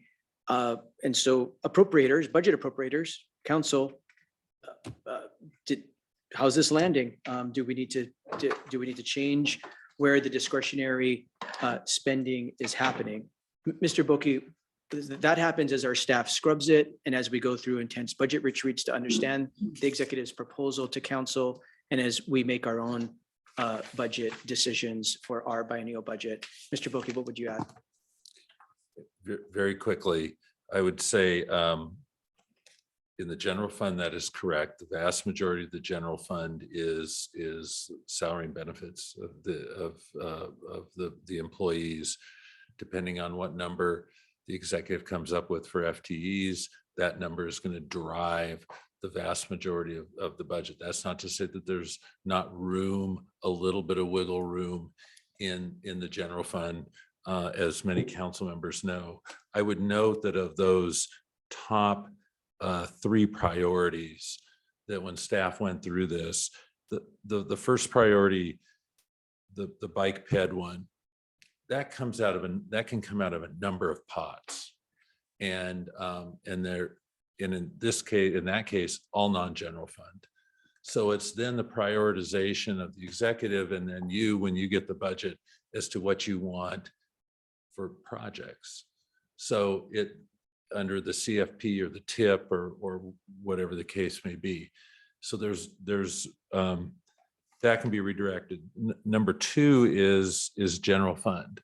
So that is a number that if you put that as a high priority, my hope would be that the executive would work with the sheriff to come up with some kind of plan that they would present to you as part of the budget and say, this is what we think it'll cost every year. And if you don't think that that's enough, or you don't think that you think, well, it's really not ready for prime time, let's pass this time around. Or if it's a number that's too high and you say we're sacrificing other positions for this program, it's a great program, we want it, but we just can't go that far, or it's not enough. But the hope is that it'll be in the budget, and then you can deal with it how you see fit when you start to put your arms around it. And then, of course, the other one is behavioral health and therapeutic courts fund. So again, there's movement in that. You do have a committee that you have to deal with and you have to be respectful of. So, you know, how you work through that and those kind of things. So a number of those items, ARPA is still in the mix for this next go around, and we're still, we're working on those numbers, and we've had that discussion. We're going to have a more robust discussion. So that's where I would leave it. There's not as much room. We're not in an environment today that says, wow, there's going to be all sorts of money out there. And we all know that, and we've had that discussion. The priorities, though, that you set, or you're saying, well, we understand that we're within those parameters, and that's why we're looking at other sources, perhaps, of funding and that kind of thing. I'll leave it at that. Thank you. Thank you for adding that. Councilmember Cruver. Thank you, Chair Mello. Appreciate this discussion. What comes to my mind is I'm rather sensitive to the formation of new programs, and ones in particular that don't generate revenue, that are an expense. And I'd like to know if we would be able to have the projected cost increases. So if something is formed now, in 2 years, it's no longer grant funded, or we don't have the dollars, and yet it still takes expenses for us to have to fund that. That is, in the building industry, when there are all of these studies that might be, like the state may mandate, and for us to be sensitive when we adopt programs, such as in the stormwater manual, when you just or take something out of the code council's book, that it needs to be scrutinized more as to what it is mandating that we do, that it is an expense to our entities that generate revenue. Thank you. Thank you, Chair.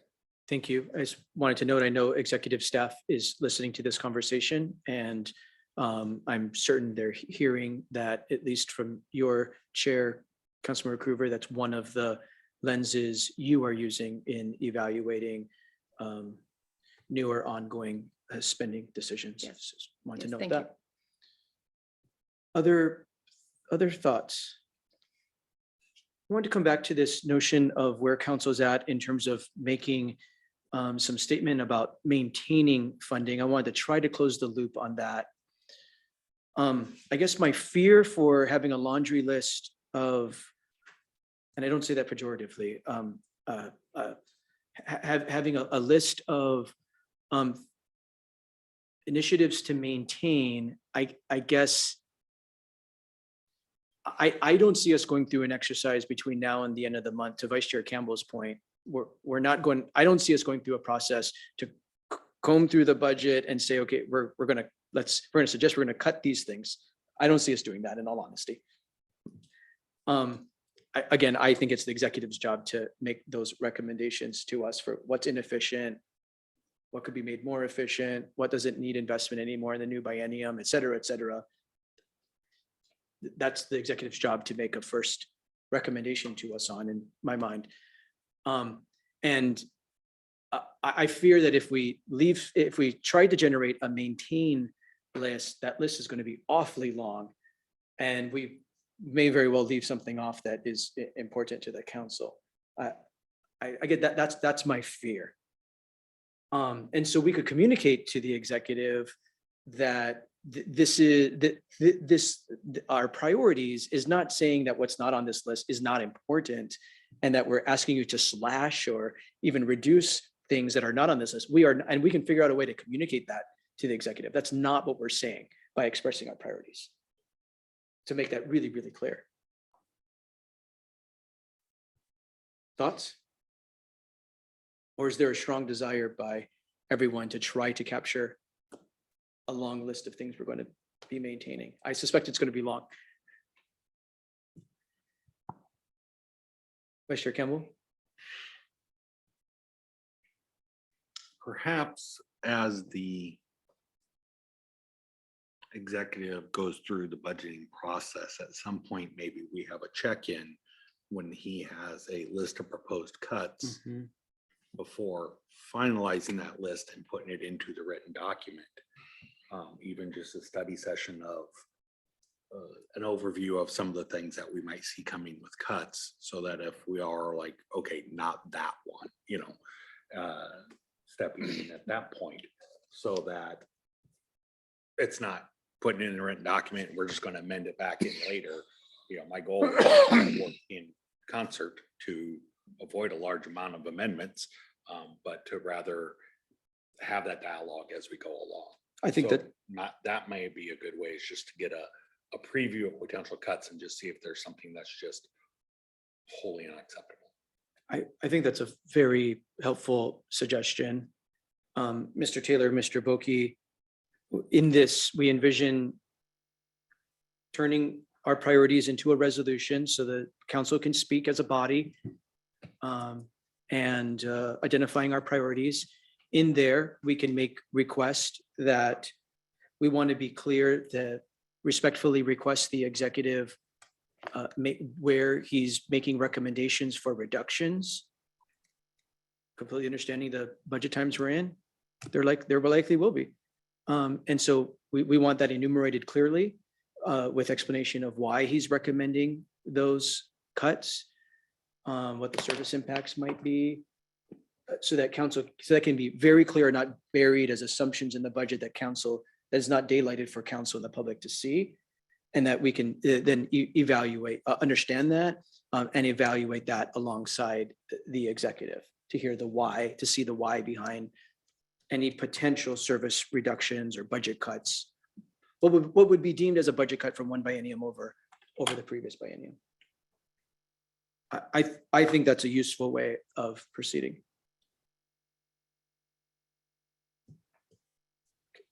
I will work with our staff on the next steps. I wanted to also note, I think Vice Chair Campbell also noted this. As I look through the sorting, seeing it in several different ways, as Councilmember Hitchens said, is very useful. I sense that some votes, some notations of priority were diluted. Someone might have put an X next to a sub item. And if it was rolled up to say homelessness, maybe they wouldn't have done it on a sub item, and that category might have been lifted to a score of 3 or 4. I think that's entirely possible as I look at the list.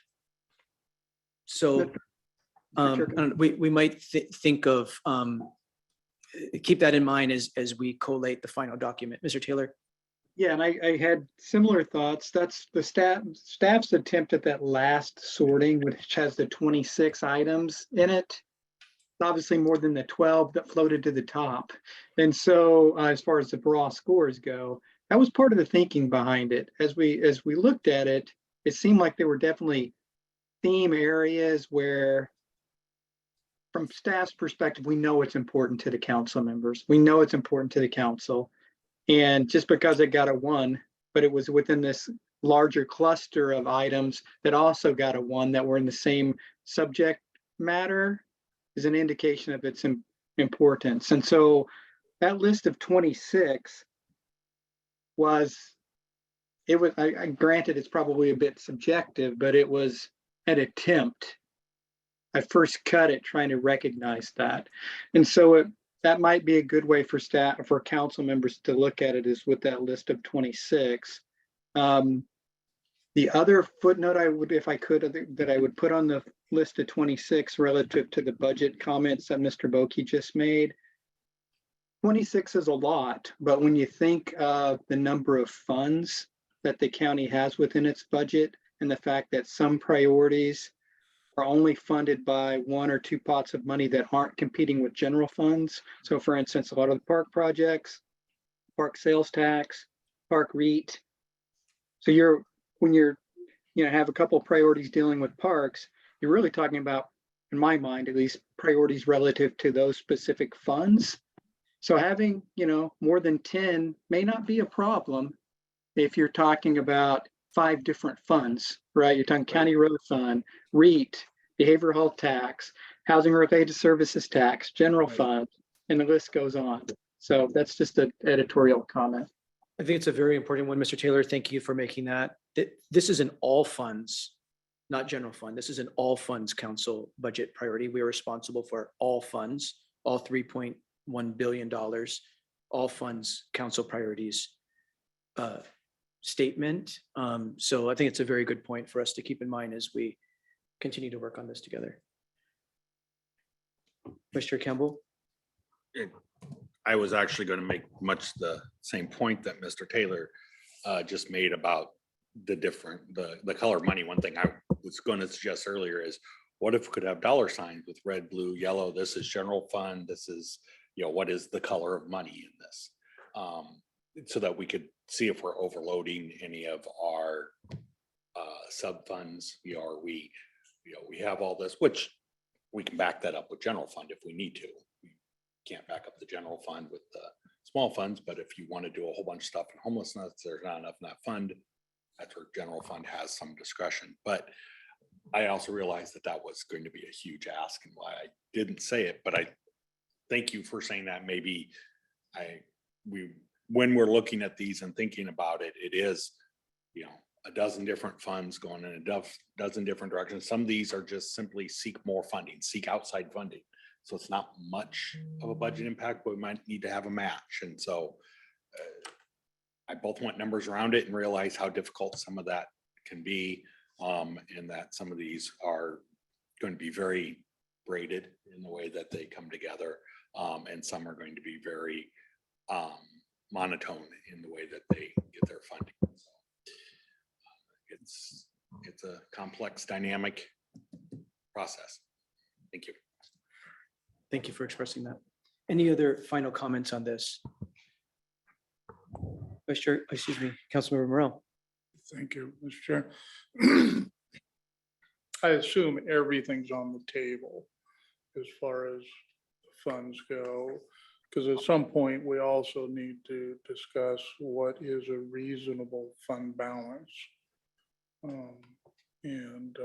know that Gary Robinson has his opinion on what a sustainable fund balance is, but that always seems to enter in the discussion, is how much do we hold back to balance future budgets, et cetera. And then on vacancy savings in the new budget, does it start from 0? And assuming that all FTEs will be fully staffed on a budget? Mr. Pokey. Thank you. Paul Boki, council staff. No, I in my discussions with Mr. Robinson and Ms. Demuth, they actually do figure in a vacancy savings. It tends to be less than what has actually been happening in the situation, but they do factor that in their they have that forecasting model. Okay, so that will be explained to us, department by department. I don't know if they do it department by department, but they do forecast it. And it has, in my opinion, been lower than what the actual vacancy savings has been. Okay, thank you. We can certainly ask every department that comes up to present to council to highlight that if that's the wish of the council. While they're dealing with what their assumptions are for budget for vacancy savings in this budget, I think is the request. Any other comments? Vice Chair Campbell?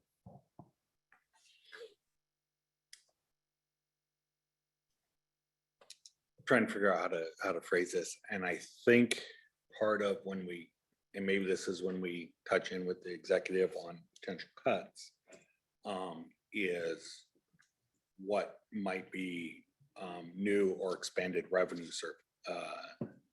streams that are coming in. For example, we in EIDC had a discussion about traffic cameras, this morning's school speed zones. We haven't got back to analysis. That's likely to generate some revenue for the county. Does that go to creating more pedestrian safety improvements? Since that's what we're about, putting the cameras in to protect the kids near schools, putting then sidewalks in or other things? Or does that go to more policing, despite this is put in place because of a lack of policing? So there are new revenues. What are other new revenues we're looking at, or other new revenue potentials that may be out there that I think would be good for us to at least get an early indication on, because that can also help. You know, we're not looking at an all cuts budget, but rather there are things that we already have in place that are going to either increase revenues internally or external from governmental, state funding, federal funding coming down, or foundational funding. Thank you. Thank you for that. I'll continue to work with Mr. Boki and the finance department to continue to get a lot of clarity in early budget conversations with council about all the assumptions, the revenue assumptions, other assumptions that are built into the budget that is coming our way. But highlighting new revenue sources. And highlighting that new we may revenue have to take action on in order to implement. Thank you. I see Mr. Boki scribbling for us. Thank you. No, thank you for that clarity. I'm not seeing any other hands at this time. Thank you for the discussion today. I'll work with staff and we have a goal by the end of the month to try to tee up a resolution so that we can communicate as early as possible to the executive as he's actively developing his budget for our consideration. Okay, thank you, everyone. Moving on to the next topic on their chairs topics. There's a letter a draft letter in the study session packet today that members will see addressed to the executive. And I'm looking for council concurrence to send this letter on our behalf to the executive.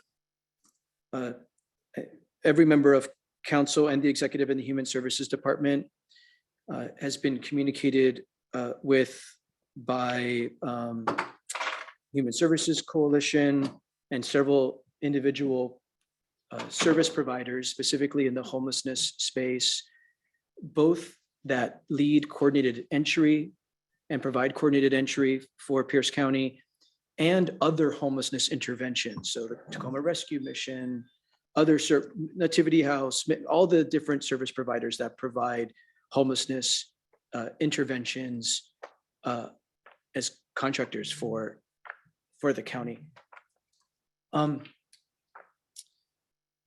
We've heard quite a bit over the last, I'd say 2 weeks leading into the new state biennium, which begins July 1.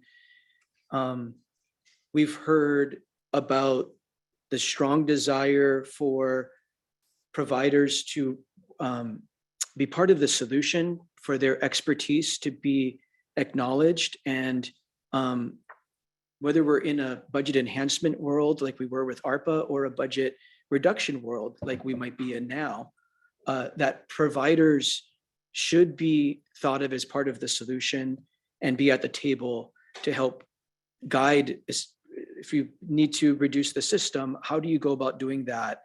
That enacts as little pain to the system as possible and is the smartest way to contract. So the letter, the first major bullet point in the letter asks the executive to immediately convene stakeholders to do just that. The second bullet asks the executive to take immediate action when state and federal backfill funding becomes available. We're aware that $9.5 million in state funding of backfill resources are being made available. I want to be really, really clear. I've met with providers this morning on the council's behalf, and that does not close the budget hole. There's across the homelessness system, there's still a significant budget reduction. So while the $9.5 million in state resources is good news, it does not solve the budget problem anywhere close to it. And we want to get that $9.5 million out the door as quickly as possible. Council has been thinking a lot about the difficulties of the county's contracting process and it taking months and months to contract with the county. So this second bullet is reinforcing how important it is to get this $9.5 million in particular out the door as quickly as possible and be really quick about it. Hopefully using existing contracting and not recreating the wheel and getting the money out the door as quickly as possible to avoid layoffs, because we know layoff notices have gone out already for dozens of people to be laid off who work in the homelessness response system. The fourth bullet is around partnering with council to identify and assess every possible county funding source to backfill the reduced funding.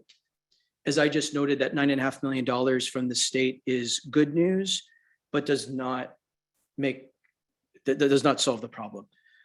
We have both immediate needs and long-term needs, and we need to be leaning on the implementation advisory board for the comprehensive plan to end homelessness, the continuum of care committee, these really important advisors that we have set up, and the council to look at ways to identify and assess every possible way for the county to backfill reduced funding. Fully acknowledging we don't have all the resources. So this is all acknowledging that. The fourth bullet is about accountability. I've heard repeatedly from community members, providers, and many council members that accountability remains a really important value and need. And we're not seeing the regular data reporting that is really necessary to help build public trust and confidence in the system. And that more and better transparent and regular data reporting about where are the investments happening, what's being resourced, what's happening with those resources, what outcomes are we seeing, and those kinds of things you can see enumerated in that fourth bullet. That's not happening, and it needs to happen for appropriate accountability and the continuing building of public trust here. So that's the thrust of the letter. Again, right now, there are many layoff notices happening. I think it's really important that council acknowledges that we've heard the concerns being raised by the provider community providing services on the front lines, and that we need to express where we think we've fallen short here in terms of leaning on subject matter experts, communicating with council early when we know that revenues are falling and that there's going to be budget cuts. Council did not hear about this until just very recently, and that's very concerning. So there's a lot said in this letter, but I think we need to communicate what our concerns are, because we have short, medium, and long-term things that we think we need to change as it relates to how the system is operating, how we're working with partners, and how we're being accountable and transparent. So That's what the letter tries to achieve. This is not our only communication to the executive about this, but documenting it in a clear and thoughtful way, I think was important instead of just, of course, this could be followed, of course, this will be followed up with conversation if council decides to send the letter. This is not our only communication, but there's a lot that needs to be communicated, I think, clearly. I'll stop there. The goal is to seek concurrence from the council to send this letter or an edited letter to the executive. What questions or comments do council members have?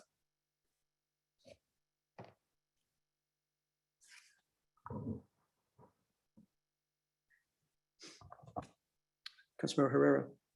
I'll speak on this very long letter with a lot of information that's happening 1,000 miles an hour. I definitely would like to read a little bit more on this and digest it a little bit more. I'm just looking at the tone of it too. I see the tone just really seems, I don't know, it just seems, I don't know what the words are, just, I don't like the tone of it. Just looking at the front part of it. So I can probably see maybe a little bit of changes there, but I'd like to take a look a little bit more. Thank you, Chair. Thank you. I'll remind members that layoff notices are actively going out here at the beginning of this month for people to be laid off in the homelessness response system by the end of this month. And so there's urgency in my mind. We don't have weeks to express council's thoughts and concerns here, in my estimation. Other thoughts? Vice Chair Kimball? Still formulating them, so that's why I was seeing if there were others. Thank you for taking the time to sit down and put this together. My concern is, here we are on homelessness, once again, being reactive to what's before us, rather than proactively laying out a plan. Now, this probably is a framework for one of our better plans for responding to homelessness. But this is something we shouldn't be drafting in a week. It's something that we should have more comprehensively put in place. What I'm uncertain of, and maybe if I got this data and I didn't see it, is how much of the, what is the amount of the cuts we're looking at? And with the backfill, how much of that gap is it going to cover? Because I know that came down after the announcement of the cuts. You know, how many layoff notices? I hear they've been sent out. I'm very sensitive to that. I'd love to get this all wrapped up by the end of the month, but what are we talking about? Are we talking about 5 or 50? Two very different impacts that we have to look at to our really failing response to homelessness that we have here. We continue to have people dying that are homeless because it is dangerous to be homeless in Pierce County. But it's I don't think I have all my thoughts together because it's actually shameful that we find ourselves in this. Thanks for those thoughts, Vice Chair Campbell. We can certainly work with the provider community to get that and of course with the Human Services Department and figure out, I think underlying in your question is also the funding source that might be associated with said funding cut. Thank you for expressing that. Councilmember Coover. Thank you, Chair. I just want to say, compliment on how precise you have written with the direction on this letter. I'm happen to be in agreement though with Councilmember Herrera.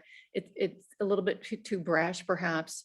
And I'm kind of concerned when, yeah, we're disappointed about the cuts and it's the first I've heard about layoffs, but when you Google, layoffs are going on all across the country. And when we're in such a recession, I think it would be expected.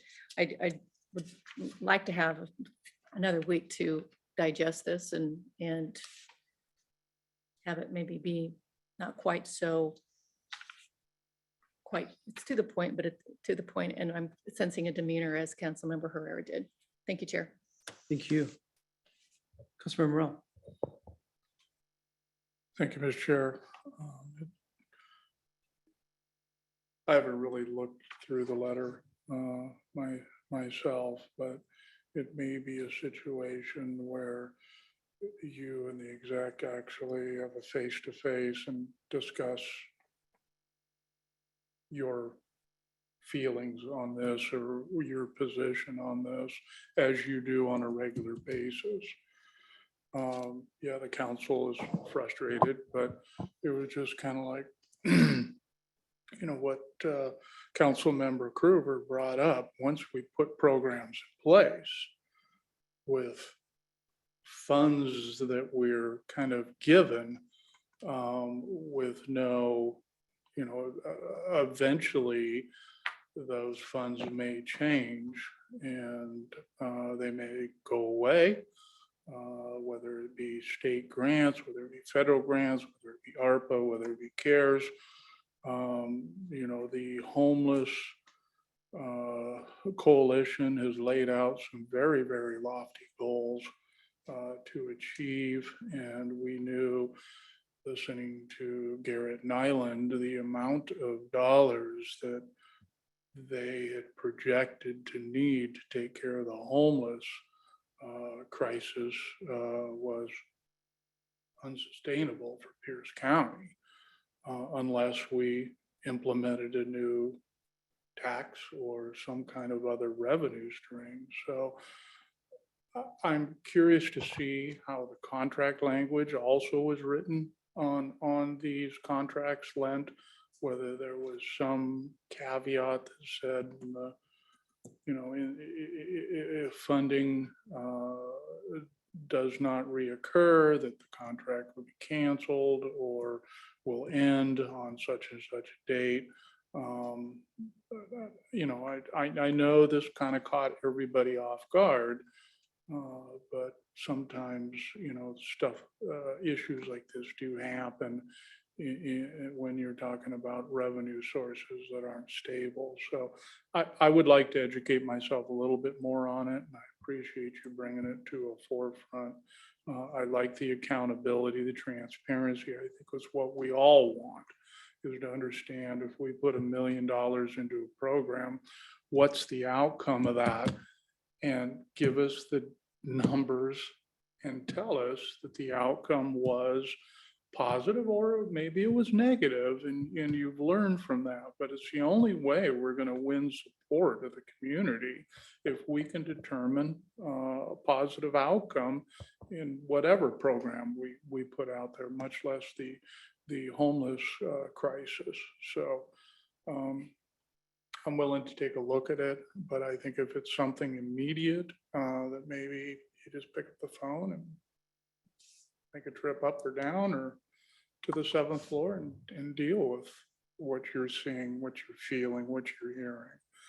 Quite sure that, you know, the exec is probably hearing the same thing. So anyway, those are my suggestions. Thank you. Thank you, Councilmember Morel. Councilmember Hitchin. Thank you, Chair. Thank you too to drafting this and bringing it before us. I think one of my reasons for wanting something in writing is we have continued to ask and ask and ask of providers in our community to do this work. And we finally had funding, and then it took forever for funding to get out the door. And there were additional barriers and additional requirements. And we just kind of keep putting these nonprofit organizations through the ringer. And then, so I believe there actually is something in their contracts and in some of the contracts, depending on how they receive their fundings, that if there's a reduction, there's a process they go through. But it all happened really suddenly, and it was significant. I mean, if my household budget was cut suddenly without any warning by 40%, I have the ability, like, I'll stay alive. I can still feed my dog. I have friends. We are talking about the unhoused. And so when we're talking about reducing deaths, hospitalizations, impacts to our criminal justice, and just the myriads of us who get reports about there's a tent near here, there's a car parked here, there's an RV here. I think we all get them pretty regularly, and we're reducing services. That doesn't mean the homeless are suddenly solved. It literally means that the more visible homeless will become worse in our community because our service providers that are doing that, especially some of the providers that are doing that street outreach, the people part that's really hard to do. I'm very concerned about that aspect of the work. So the shelter part of it is phenomenal, wonderful. But when we're talking about reductions of people, the people that do the boots on the ground are the people that keep people stable and in housing or in shelters or safe parking. And they go out and find people and offer services and start that dialogue about how do I get you out of this tent here, out of this encampment, out of your car into something that is more humane and healthful and helpful. So I think it's yes, to be very clear about what we're looking, especially as we go into these conversations around the unified regional approach, some sort of method. What are we doing with the CDC and not our committee, but the other CDC? Forget the The acronym. continuum of care. No, that's COC. Oh. CDC is the Community Development Development Corporation. Corporation. Thank you. All of which are subject, Human Health and Human Services Committee meeting on Tuesday. Should be a long and fascinating meeting. But I feel like we were caught off guard, even though there was rumblings that this would be happening. 40% was not anywhere on any of our radars as far as I know. And I think that our response 6 months ago as the budget amenders would have been a little different, I believe. So I think that's part of the frustration because here we are saying that homelessness is one of our top priorities and we're cutting budgets of the people doing the work by 40%. And by we, I mean, it's the county, and that's problematic. So, and there's a random extra period in here. I just can't let it go. Sorry. There's two And spaces. another Yeah. page. Lots of double spacing. But We're happy to clean that up. yeah, I so, Noticed too. yeah, okay. There was Well, something Not else the just me. Explanation point. there. Yeah, There's a so- semicolon that doesn't belong. Anyways, but I don't know what you need as far as the chair. It sounds like there's enough of us that would like a little bit more time on this. Is it reasonable to have the conversation with the executive? Obviously, he'll see this because it's part of the packet. But to maybe say next Monday, we're gonna decide if like any changes can come in and then that's the day that we can get it out. And then Tuesdays are Monday, we don't have, never Monday's mind, a- Monday's a Monday's a federal holiday. Anyways, I know Tuesday's gonna be fun. We got it. Anyways, just a thought or letting you know by Friday and then it can be first thing in the morning on Tuesday after Health and Human Services. I'm trying to timeline it for you and it's not working. Sorry. There's a lot going on. Thank you, Chair. Thank you. My next regular standing meeting, I do meet with the executive proactively on a regular basis. My next standing meeting is next Tuesday morning. I was hoping to have something that I could communicate that is the sense of the council, even though if we don't agree on every period and space, and I'm kidding. The spirit of what we're trying to convey, so I can convey the spirit of the council. So my next meeting is next Tuesday morning with him. Though we talk, in addition to that, Councilor Denson, do you have something to add? I think most of my thoughts have been communicated well, but I guess I will just reiterate that I like the ideas and I would hope that they are ideas that the executive will be open to. I would echo Councilmember Hitchens' thoughts that I don't think any of the providers, I'm sure the providers were expecting some reprioritization. You know, we've heard about the REIT, we've heard about the document recording fee. I think the challenge was the abruptness of the change that took me by surprise too. And obviously moving forward, and it would have been nice if this had happened with this process too. It would have been wonderful if we could have sat down with the providers and done some brainstorming, even if the result ended up being the same, at least if they felt like they were being heard and they could weigh in terms of where they think the dollars should be placed, the limited dollars that we have, or how we could reprioritize to make sure that we're using our funds effectively and on programs that are working, knowing that no one has a silver bullet to homelessness. We're trying things, some things work, some things don't, finding the things that work and make sure we're focusing in on those. And I would just, the tone of the letter kind of reflected some of the frustration that I was feeling as well. And one of the things that bothered me was that I heard about this from providers, and it would have been at least nice if we had been told that this news was going out to the providers so that, we were in the know, and instead of it being a surprise, at least for me. And if I missed something, I apologize, but hearing about it from the providers and them saying, well, it's the county. So, I mean, it is the county, it's us, even though, we weren't aware of the news going out. That was frustrating for me. Thank you. Thank you for those thoughts. One of the main thrusts of the letter, following up in your comments, Councilmember Denson, is to acknowledge that our providers who are on the front line should be part of the solution. Yes, we're the decision makers about where funding goes and contracting decisions, but our providers are on the front lines and they have an important say. If we have to contract the system or grow the system, they have important valued expertise to provide in helping to advise that. And I'm hearing from enough providers that expertise is not being valued or heard. Vice Chair Campbell. I'm sitting over here getting admittedly a little bit emotional. Googled it up, and last year, 167 people we know documented homeless died. And we're debating tone of a letter. Shame on us. Thank you, Chair. I will add one more. Tactically, the first point is asking the executive to go out and meet with the groups. I think we should have multiple representatives from the council at that too, because if what comes back from the ask is something that the council is not willing to go to, then we kick it back to them again. And I think we set ourselves up into a spiral. I think our problem is our tone hasn't been brash enough with ourselves. And we need to look each other in the eye and ask, what are we doing about homeless? And do we really want to solve this? Or are we going to send letters back and forth and argue about tone? Thank you, Chair. Thank you, Vice Chair Campbell.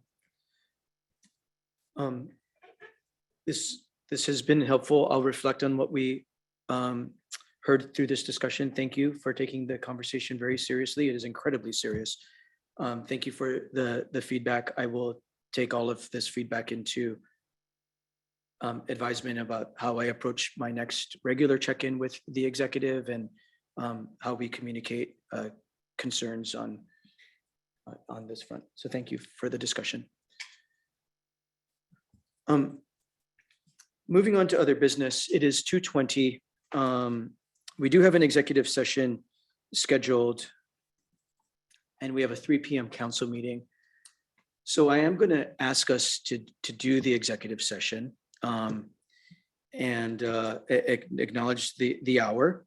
But I think, well, Mr. Kruger, let me check in with Mr. Kruger. They're asking for 20 minutes. Yeah, I think we need to start the discussion. Mr. Kruger, Yes, I can hear you. I'm inclined to begin the discussion, but do you have advice? Should we kick it to next week or should we start the discussion today? Is Mr. Campbell in the chambers? He will be. Maybe. He's in a conference room across the way. I would say that's Mr. Camp. I think Mr. Campbell might want to weigh in on any time sensitivity concerning the discussion. I think Yeah, the discussion. that's what I'm worried about. Let's go ahead and let's go ahead into the executive session. I am worried about time sensitivity.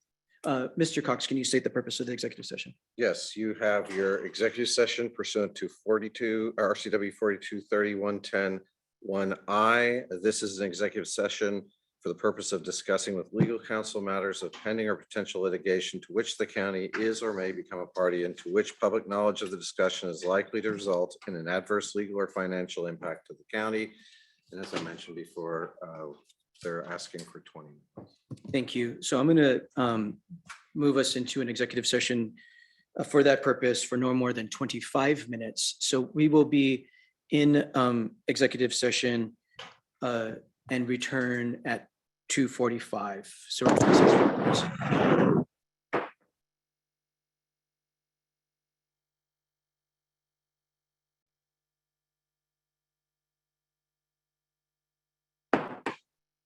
Thank you. The council is back from its executive session. The time is 2:48 and seeing no other business before the Pierce County Council in Tuesday's study session, we are adjourned.